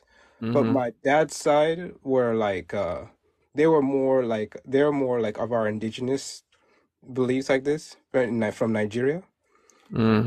So it's like I remember just like going, like what's it called, like being like not necessarily lost, but it's like I'm like going to church like this, I'm lost, I don't know anything. I'm just feel like I'm doing a ritual every day, versus when I was going to like when I was actually learning from like from like my grandpa on my dad's side. I was like actually like learning things, if that makes sense. Yeah. Yeah. Yeah. I mean, even talking about religion the way we talk about it on this live, Hoodoo made a comment. She was saying like it feels like violence. Like it kind of does. It feels like, because the way religion indoctrinates you is you have to think a certain way, talk a certain way about God, or else you're going to be doomed to eternal damnation, right? So exactly. Yeah, it's like, when me and my wife first started, thinking more about spirituality and doing some research, it feels like you're separating yourself from God. You're walking further and further into like darkness. Except, even in African spirituality, darkness just means that's the creative realm. That's the And don't forget, remember, the God is Yeah. you, inside you. Right. It's not, remember, Exactly. it's from within, not from without. We don't believe Yeah. without. And that's something I remember my grandpa used to tell me like this, because like it was like, because I remember it's like being around them, it made me learn more about myself the whole time. That was the key thing, like that. Yeah. Wow. Well, African superstar, what's going on? Good evening. Good evening. Sister. Thanks for having me. Yes. Yes. 40. I live in Ghana. and my pronoun is the one and only African superstar. Hey. Um, yeah. Is there a pro-black religion or political party? Hmm. No. I think probably the closest we ever came to a political party would have probably been like the Black Panther movement. That was very political, and there was a lot of cohesion, and Hmm. I think more of a comprehensive approach because they were providing like resources for the community and education and protection for people. And, I think that was probably the closest we've come to a political party. Yeah. Um, does having a black parent make you black? Not always. What I think consists of blackness, at least to the perception in the world, is the appearance of blackness. If you are, fair skinned, or you have less black features or less black appearance, I mean, even we can see this historically, black people that quote unquote passed for white, you know what I mean? They had black blood, they had black families. In some cases, their parents were dark skinned or whatever the case may be. So I Hmm. really find it to be based on appearance, Yeah. and then certainly um, what they are imparting to you. There are a Hmm. lot of Oreo black people out there. There's a lot of Talk about it. sellouts. Hmm. So you know what I mean? They just because um, you appear black, you may not always share the mentality and however you're socialized and things like that. So Yeah. I would say not in not every case does that apply. Can you be pro-black with a non-black spouse? No, no, no, no. And you don't understand the basics of nature if you can't understand this question. Our people will be trying to include all these other people, and it's like, no, and I think for me, the biggest parallel of how we should move is nature. If you can't figure out what's good and healthy for your community or how you should be walking, then consider how things work in nature. Okay, Hmm. they live in the wild. Many species live in the wild together, so to speak, but they are still segmented and still operate within their species. If they fail to do that, they will become extinct. It's very, very simple. Hmm. Is black culture meant to be shared? I think obviously living here on the continent, I have a bit of a worldly perspective on this. Most African, cultures are very, very communal. And I think that we have always been inclusive that way. We don't have the same perspective that the Europeans have, that they're always, conquests and invasions and segmenting their stuff and segregating themselves. We don't particularly operate like that. Hmm. So, I think, I don't know if it's good or bad, but I just think we have a much more inclusive mentality, just seeing how it originates here on the continent.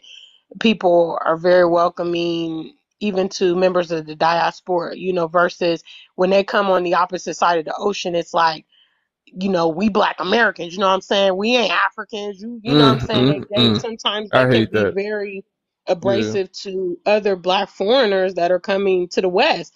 But when you come to the Hmm. continent, that's not how you are received. I've never been Yeah. told in the various countries I've gone to, oh, you don't belong here, go back to America where you belong, but that would be Hmm. something that Western blacks, that's how they have that mentality now, so Hmm. um this one, I guess we could kind of delve into it. I wish we wouldn't share it. I wish we would keep it to ourselves. But I think we're so But do we do fascinated. it by choice? I don't think it's by choice. You know how they are. There's a lot of people that are very inclusive. Speak super. I mean, when you talk this pro-black talk, you got black people that are contending against you, calling you racist, saying, no, we're all, God's people, or whatever justification they want to use. You know Right. what I mean? So I don't know, because it seems like to me it's very. We should be one of the largest groups that would want to protect ourselves because we have faced the most violence from the world, all ethnicities across the board, the Arab, the Europeans, the Americans, the Asians, everybody puts us at the bottom of the totem pole, but yet and still we refuse to concentrate our efforts in our community. So I don't know if it's just, that's the question I ask myself, Speak. Is it innate, or is it the way we're socialized to believe in this inclusion and diversity? But coming here and living on the continent among people that have never, been in a diverse environment, they live in a homogeneous environment, and their perspective, they it's almost like they don't even see the racial construct at all, being here. I mean, it's nice for them because they haven't been through what Mm-hmm. we've been through, and they've also not had the comprehensive history. I taught somebody 2 weeks ago about lynching. The man is 35 years old. He had no Hmm. idea what what that meant, and what Wow. and so he said to me, so you mean the white people would hang them up for entertainment? And I said, Definitely the yeah. way you And here's described it. pictures. So he's like completely oblivious of this. Meanwhile, he's telling me how he's eager to go to America. And I told him, I said, as a black man, there's a lot of, very dangerous threats towards you being there. And that's how we kind of got on the conversation. And so, people here on the continent are completely oblivious of a lot of this, the racial construct abroad. So I don't know. I don't know. Mm-hmm. I don't know. I mean, they don't seem to want to keep anything to themselves, even here. They'll share the food, they'll share their culture. They see you wearing their traditional wear, doing their dances, everything. They're just like, oh, they're excited. They're happy to have you participating. So I don't really know how to, sum that one up, I guess. So. Somebody in the comments wrote it's because of colonization that this is where we at in terms of shared culture, what have you. Maybe. I mean, but I mean, the British But had it's their by imprint force. all. It's The, by the British force. had their In the my British had opinion, their it's by imprint all force. around the world, though. The British had their imprint all around the world. They've been in Hong Kong. They were in India. They went to the Caribbean. They've been in Latin America. They've been everywhere. And these other cultures still managed to have some cohesion among themselves and still preference themselves first. But our people do not do that. Our people are very poor in that. So I don't know if it's colonization or if it's just innate. I really don't know. Well, uh, Sheikh Anta Job calls it xenophilia. It's the opposite of xenophobia. And I want to say, like, I see what sisters talking about. We're talking about black culture, which you know, it was created to not be shared because it was forced to be shared. However, at the same time, black people, especially those on the continent, are not. We have things. We have a shared culture with them, but they don't share all aspects of our culture because they're not traumatized the same way. She brought that out when she said that the brother didn't know about um, strange fruit. Um, Right. Trauma in one person creates a personality. Trauma in a family becomes tradition, and trauma in a community becomes culture. So we don't have the same exact culture, same exact trauma, but our cultures, we have more in common than we have what separates us. So that's why we can say we do share culture with the brothers and sisters in Africa. It's just how we were colonized and how we were mistreated is not exactly the same. And the thing is, the Kenyan president, President Ruto, who I was so proud of because he said that African Americans, not white tea people, but African Americans could come to Kenya and it was returning home. He said that you come on home and you're visa free.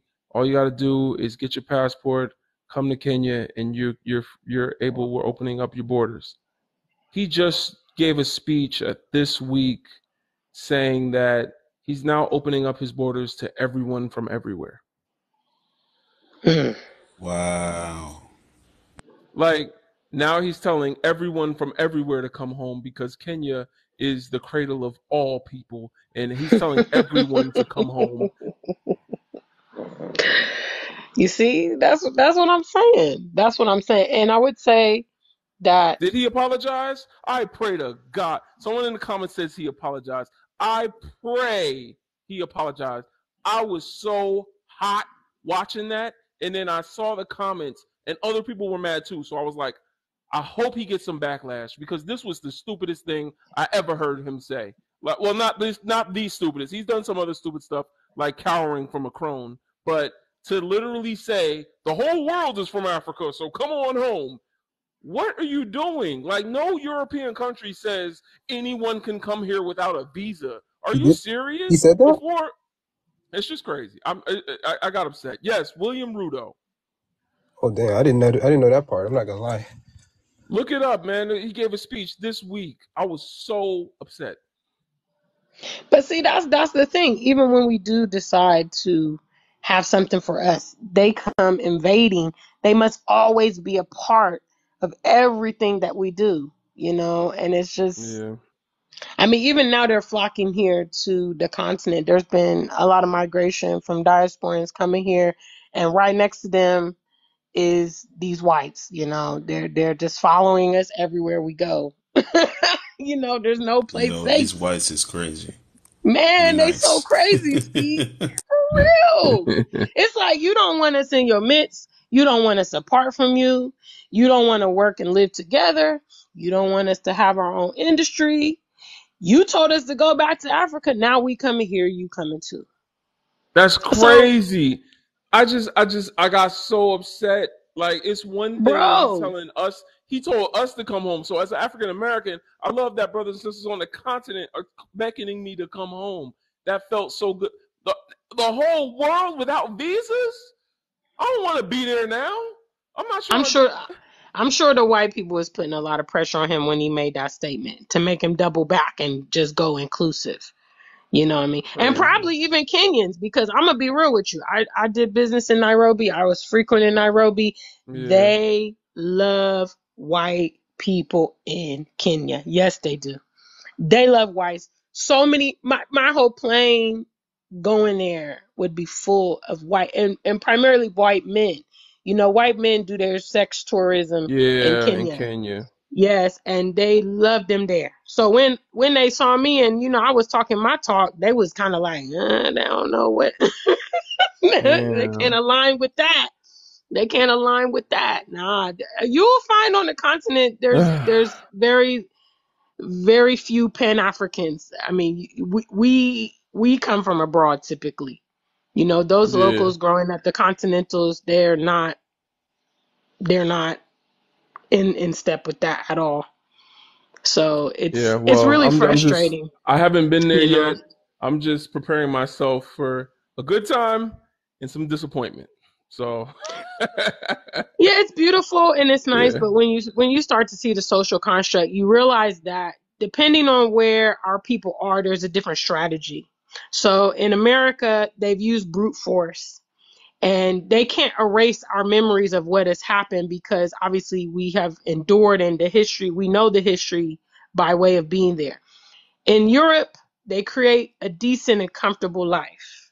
Mhm. So, because when I left America, I moved to the UK for a few years before coming to Ghana. So the blacks in Europe, they live a very comfortable life. You know, they earn decent money, they travel. You know, it's not as violent there, and the racism is much more covert. So they're much Mhm. more quiet when it comes to these things. And then on the continent, they have been colonized. The premier curriculums here are British and international. You know, that's like a status symbol if you're going to international schools. So obviously, those schools are not going to be teaching them civil rights or anything from our experience. They're not schools that have been created by diasporans. So they're oblivious. There's people I've met here in Ghana, they've never even been to Cape Coast, which is where like the slave castles. They don't even know, even living Wow. here in the same country. It's serious. It's Wow. serious. I mean, it's So sad about when Ghana because I mean they got the black star on their flag, like it's yeah, I you know. know what I'm So saying? Kwame Like that's Nkrumah, yeah, yeah. Kwame Nkrumah was very Yeah. involved with He's a Marcus Pan Garvey African. and yeah, Yeah, he he's the was Pan embodiment. African, but you Right. see they got him out of power real quick. They got him out of Yeah. power, and I don't think there's been that type of revolutionary leader in Ghana ever since. The second one that probably came relative close was J.J. Rawlings, who was a military leader and stuff like that. But yeah, Yeah. so you'll see. So when you travel, you're like, wow, okay, it's just different strategies depending on where we are located. That's the way they manage Yeah. us, to just create this division, unfortunately, between our people, depending on where Yeah. you This are. why Dr. Umar be coming on his live all sad, talking about are we a spiritually compromised people? He be Man, depressed as hell. and I heard as well, I've not been to Latin America, but I heard it's off the hook down there too. I've heard, Oh yeah, yeah. we've seen a They lot in bleaching their the skin in Jamaica. afros. They Thanks, bleaching Crazy their Black, for skin the where love. Marcus Garvey is Oh, from. Jamaica, yeah, and a lot of the Jamaicans in the UK. I mean, they're as they're called in Jamaica, they're called coconuts, not Oreo, Oh coconuts, boy. or Crazy. bouncy bars. That's what they call them in England, Mm. bounties or coconuts. But yeah, a lot of the Jamaicans, you see these Rasta cats with, they are all intermarried. It's sad indeed, but I just think, I wouldn't want to say this to discourage anybody on their particular walk. I'm Nah, we just gotta go. sharing. It's better than Yeah. here. I know I'm that. just sharing, the Yeah. reality. And I think that if we really want to be effective, we just have to be mature about what we're up against and try to strategize the way forward. And I really think that many diasporans coming to the continent is going to be prolific, because we have not had direct communication with those in the continent, for all this time, and nobody's going to tell our stories unless we do it. So we just got to come do it. So I would say my quality of life is much better in Ghana compared to the US or the UK. Mm. The people are really nice. I mean, they're just ignorant about a lot of things. And that's not their fault, because we have a common enemy who's been doing what they're doing all around the world. You know what I mean? So we Yeah. just have to be mindful and be effective. So I'm having a lot of those conversations over here. I know one of my girlfriends from Ohio, she opened a school here and, created her own curriculum. So that's Shout how out we to do that. it. Mm-hmm. That's how we do it. Why Dr. Umar keeps struggling with this school for a damn near decade. People's putting That's up because he's schools trying over to do it in here. America. Bro, I'm like, man, he done Mm-hmm. collected so much money. He could have put up like dozens of schools over here already, Yeah, But true. it's but the that's neither campus here that nor he there. chose. It's an old, like it was knocked down for a while, and he got to fix it up. That's what it is, because it's been Yeah. vacant for so long. So it's a bunch of shit like plumbing and all that. Yeah, So he we gonna. says, Yeah. yeah, So he that says, they right? Yeah, fixed it we up. gonna see. Nah, but hold on. Not don't I do want that to the man Dr. to Umar, win. man. I That's want the the man to homie. win. Well, I I rock with want the homie man because to I've win. been in tune with the brother for years. So I know a lot of people got a lot to say with the man, but I've been following that. It took him a while. I think over 10 years for him to get the money to get that situated. But that's another Yeah. conversation for another day. Let me shut the fuck up. Mm-hmm. Well, I just hope for his own premise that he achieves the goal, because otherwise he just gonna get labeled a scammer, and people just gonna take it there. I mean, they're I already know. talking, That's but what I don't like about him is that he yeah, don't he But have he the he has the he must communication. campus. produce. He has He's to there produce. already. He got Yeah, workers no, and no. all I'm that there. saying, Yeah. But for it to but open up is another. Yeah, that's he something should be else. smarter. Hmm He should be smarter than to just be by himself. That's why I be telling people to unify with me off the app in my Discord. I got like 400 people in my Discord in the think tank. Link in my bio if anybody else wants to join. But like what I'm building is not going to be just me. Like no black man should be trying to build for his community by himself. It is too easy to tear us down. It's Yeah. too easy. Like you because Yeah, then it's easy to now pick you you're off. That's yeah, real. because now you're basing the whole progress of our people One on person. one man who has flaws. And so now, because of his one flaw, you could say the whole movement was wrong. You could say everything he built was wrong, and you could just tear it down. So we gotta be together, you know? We have I to agree with you. I agree. learn from our past, and Yeah. look at the prolific leaders of the past. And just like you said, all of them was knocked off, and then their movement stopped. So it needs to be a Yep. conglomerate. It's really hard to collaborate because we're all coming from different, I mindsets, but know. we have to have that common goal as to what we're going to do. And I think we need to focus on the young people. Our young people are struggling right now, around the world. They're struggling. We're neglecting them, non-cohesive families, all kind of things. And I don't know how we expect them to grow up and be functional when we're not preparing them for the future. Yeah.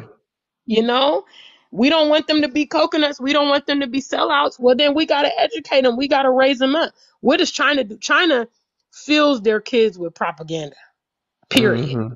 Yeah. to make them love their country and feel capable. And, they are some of the most competitive students internationally now, because while in Africa, the kids are learning all about religion. That's all they teach them here, essentially.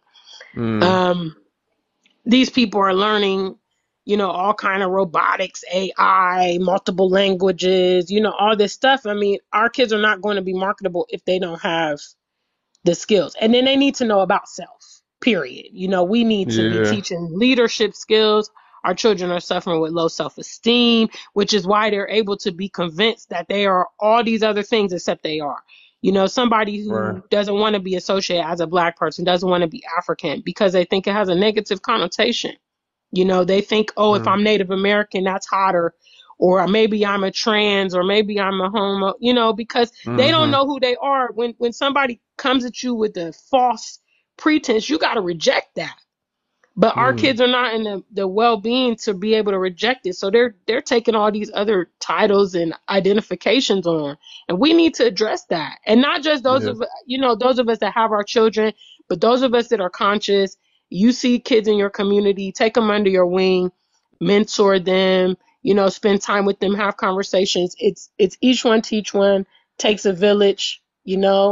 Yeah. And maybe if their home environment is very challenging, you might be the person to make that difference of sharing things with them and exposing them and things. When I go back to the States, I do presentations about Ghana, and I show the young people what the continent really looks like, not what the mainstream, shows them. And the kids have been I went to 2 high schools the last time I was in Ohio. I just asked my friends on Facebook, hey, do you guys, any of my friends that are teachers, can I come to your classes? And so I went and visited a few classes, and these teenagers were so quiet you could have heard a pin drop. I thought, oh, maybe they'll be on their phones, and you'll have a class clown. I had Mm. their absolute undivided attention. And I Mm. thought to myself, wow, are we really taking the time to have substantial conversations with our young people? It makes a big difference sometimes. Mm. So yeah. Anyway, I've Well, talked, but thank you so yeah. much. Thank you for sharing Yeah. that. And much love to the panel, much love Speak, much love to everybody. Thanks for the roses, guys. I appreciate you. I'm gonna go back to the chat. All right. One love, sister. T, what's good, sister? It's official. I'm a terrorist. Why you say that on live? Yo, y'all wilding with these buzzwords, man. Y'all gotta Why did chill. she say I that? hear the live lagging up here. Y'all Anyway, so wilding. I was on the app earlier, right? And there's Uh-huh. this young YT boy that is really like being a little chaotic person, I guess I'll say. But it's very interesting, like how people pivot facts. And he kept telling me about his opinion, right? So it's very interesting how YT men can walk on their opinion or their ideas of what is right. But when you actually speak to the historical facts and context of what happened historically to Black people, they get very delusional. So I just Mm-hmm. found it interesting. But yeah, I'm here. Interesting. Okay. Sounds like it was a fun live. I'll go to the next person. Anna, could you give us your age, race, and pronouns? Anna, pause real I'm quick. Let's get 37. to 45K likes. Hold on. Just real quick, y'all. Let's get to 45K. Tap the screen, y'all. Everybody, power tap, fill up the red bar in the top left corner 3 times. 45K. Make sure y'all gift legend. And the diva, goddammit, she on the panel in this motherfucker. Shout out to the diva and all that hot shit. Let me mute. Go ahead, Anna. Age, race, and pronouns, Anna. Hello, how are you? I'm well. Age, race, and Oh, sorry, I have to process slow.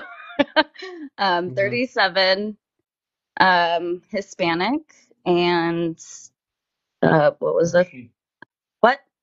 Pronouns Her, she. he, she, Hershey? they. Her. Oh, Hershey. Oh my God. I'm so slow. Please forgive me, guys. I'm a little ADHD and OCD, so my brain is cutting down for the night. Mm. Okay, and Oh, okay. So, uh, you said your race is Hispanic. Are you an indigenous Hispanic person? Are you a black Hispanic person? Are you a white Hispanic person? Are you like what kind of Hispanic? I am a white Hispanic person. So my father's lineage is originally from Spain, but All then right. of course yeah, the Spaniards when You they don't came have to give over, us a my background. It's okay. grandfather's. Oh, I'm sorry. I'm sorry. Hispanic is a culture, so when I ask your race and you Yes. give me a culture, I have to like specify. All right, go Oh, ahead. yes, and I actually grew up both with both cultures.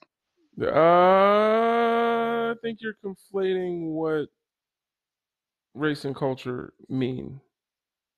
Okay, I apologize. Go ahead. You're white, Latina, and white. You're just white. That's it. Okay, fair. That's your race. Your everything else, how you eat, what you language you speak, all that other stuff comes later. That's culture. Your race is Okay, either fair. white, Fair. black, Asian, indigenous. That's about it. To be So a yeah, Pacific so I'm Islander. white passing, but I have a lot of But Hispanic no, culture in me. well, culture I does do speak not. Spanish and I You do see, cook you and keep do going things. into culture. Spanish Oh, is a European culture. So you're just okay, fair. saying you're white, like just you're white. That's it. Okay, Does not matter okay, that you okay. speak Spanish. Yeah. And you don't Oh, have to okay. Well, then pass if you're I white. misunderstood. I apologize. All right. Go ahead. Oh, so I didn't know if you. I just started coming on, and I didn't know if you were asking your guest specific questions or Yeah. Questions up if here. did you need me to go in order or just pick a random No, one? pick which whatever you wanted to talk about. Oh Oh, Lord. okay. Um, so I kind of like the last one. Is Black culture meant to be shared? Um, I think my opinion is if there are, if there are people who are around other people of different cultures and they are respectful and they just want to get to know someone because they're coming from a place of just love and, um, companionship or, loving your neighbor type thing. If they are comfortable after getting to know one another to be shared, I think that's a very nice thing because that gives people insight into other people's cultures. I think when people share their cultures with me, it's almost like an honor. It's very gracious of them to feel comfortable to share that with me. But I understand why some people are very apprehensive in doing so, and maybe that's more of the segue. Or am I on track? Mm. Which I um. Go ahead, D. in regards to culture. So it's always this idea, right? As if black people haven't given enough.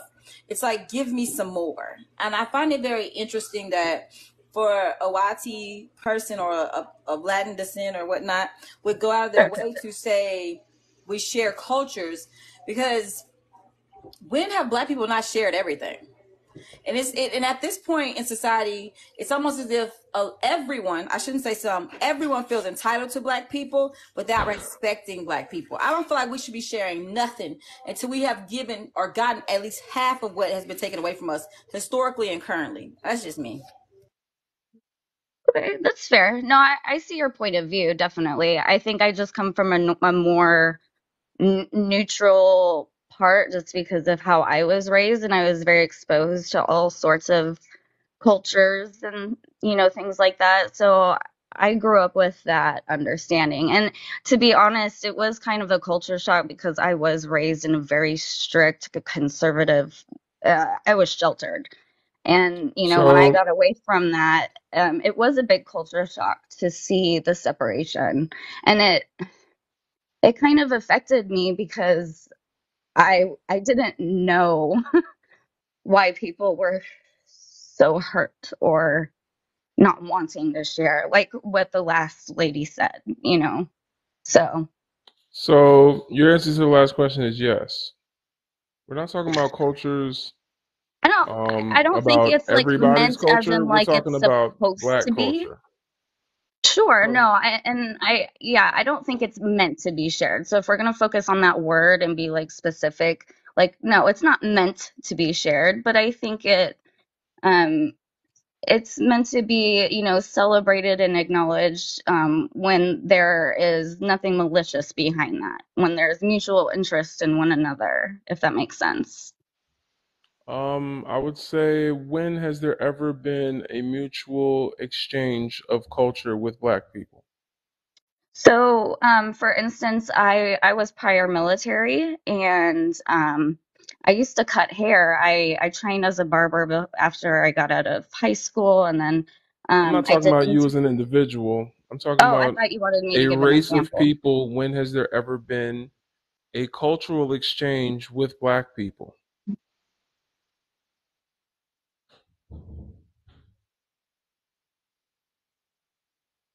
I mean, in our recent history, probably You could think of nothing. But recent history. I but mean, I also don't know much about past history either. So I'm a little naive in that. I apologize.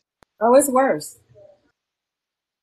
Well, I mean, um, that's kind of why I wanted to join, because you guys seem nice enough that you would, you know, be willing to share and, you know, have a conversation and maybe educate me on some things.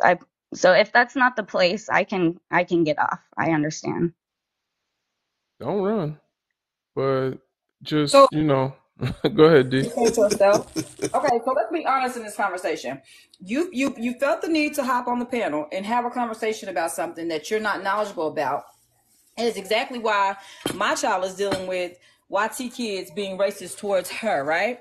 But it's very interesting how we can have this conversation. We can say, well, I don't remember a point, well, I don't know history, so I don't know when they shared. But in present day today, I'm telling you that historically everything has been taken away from black people. But in present day, you still haven't seen anything that we've had a chance to share or anything that's been rectified historically. So how in this conversation did you feel the need to be educated if you haven't yourself understood what black people have been, they didn't give, that was taken? So I feel like, I guess my point of view was to maybe just share from like my side of things and Well, just we know trying your to side, relate. Sam. Your side is very, But I'm so sorry. I misunderstood that it was being focused just on Black. I thought maybe if I could relate and maybe get a deeper understanding of another culture, because I know there's a huge difference, so you know. I'm okay, not so saying that your it's the culture, same. let me ask you this. So what is the history of Yes, your ma'am. culture? What's the history of your culture? Like my Spanish culture? Like your YT culture? Oh, my white culture? I mean, Can I not say very something? good. Can I say something? Like, No, Wait, sure. no, that's not how that Diego. works. Or, And sir, oh, you I'm got to sorry. mute because Anna and the co-host, the diva, is talking right now. You have to mute your mic. Once we're up the panel, you can speak later on. So But go she ahead, says y'all. that her YT culture does not have a good history. So she's consciously aware You of have what. nothing to apologize to these monkeys. Stay proud. Oh Huevo, arriba wow. el norte, arriba el norte. Oh No, my that gosh. Oh Yeah. my Fierro para el god. I'm a norte. damn monkey. That's Stay who the monkey proud. is. She's the Oh. clown because she All ain't teach right, you y'all. shit. I gotta go down. Bye. Yeah, he's wild.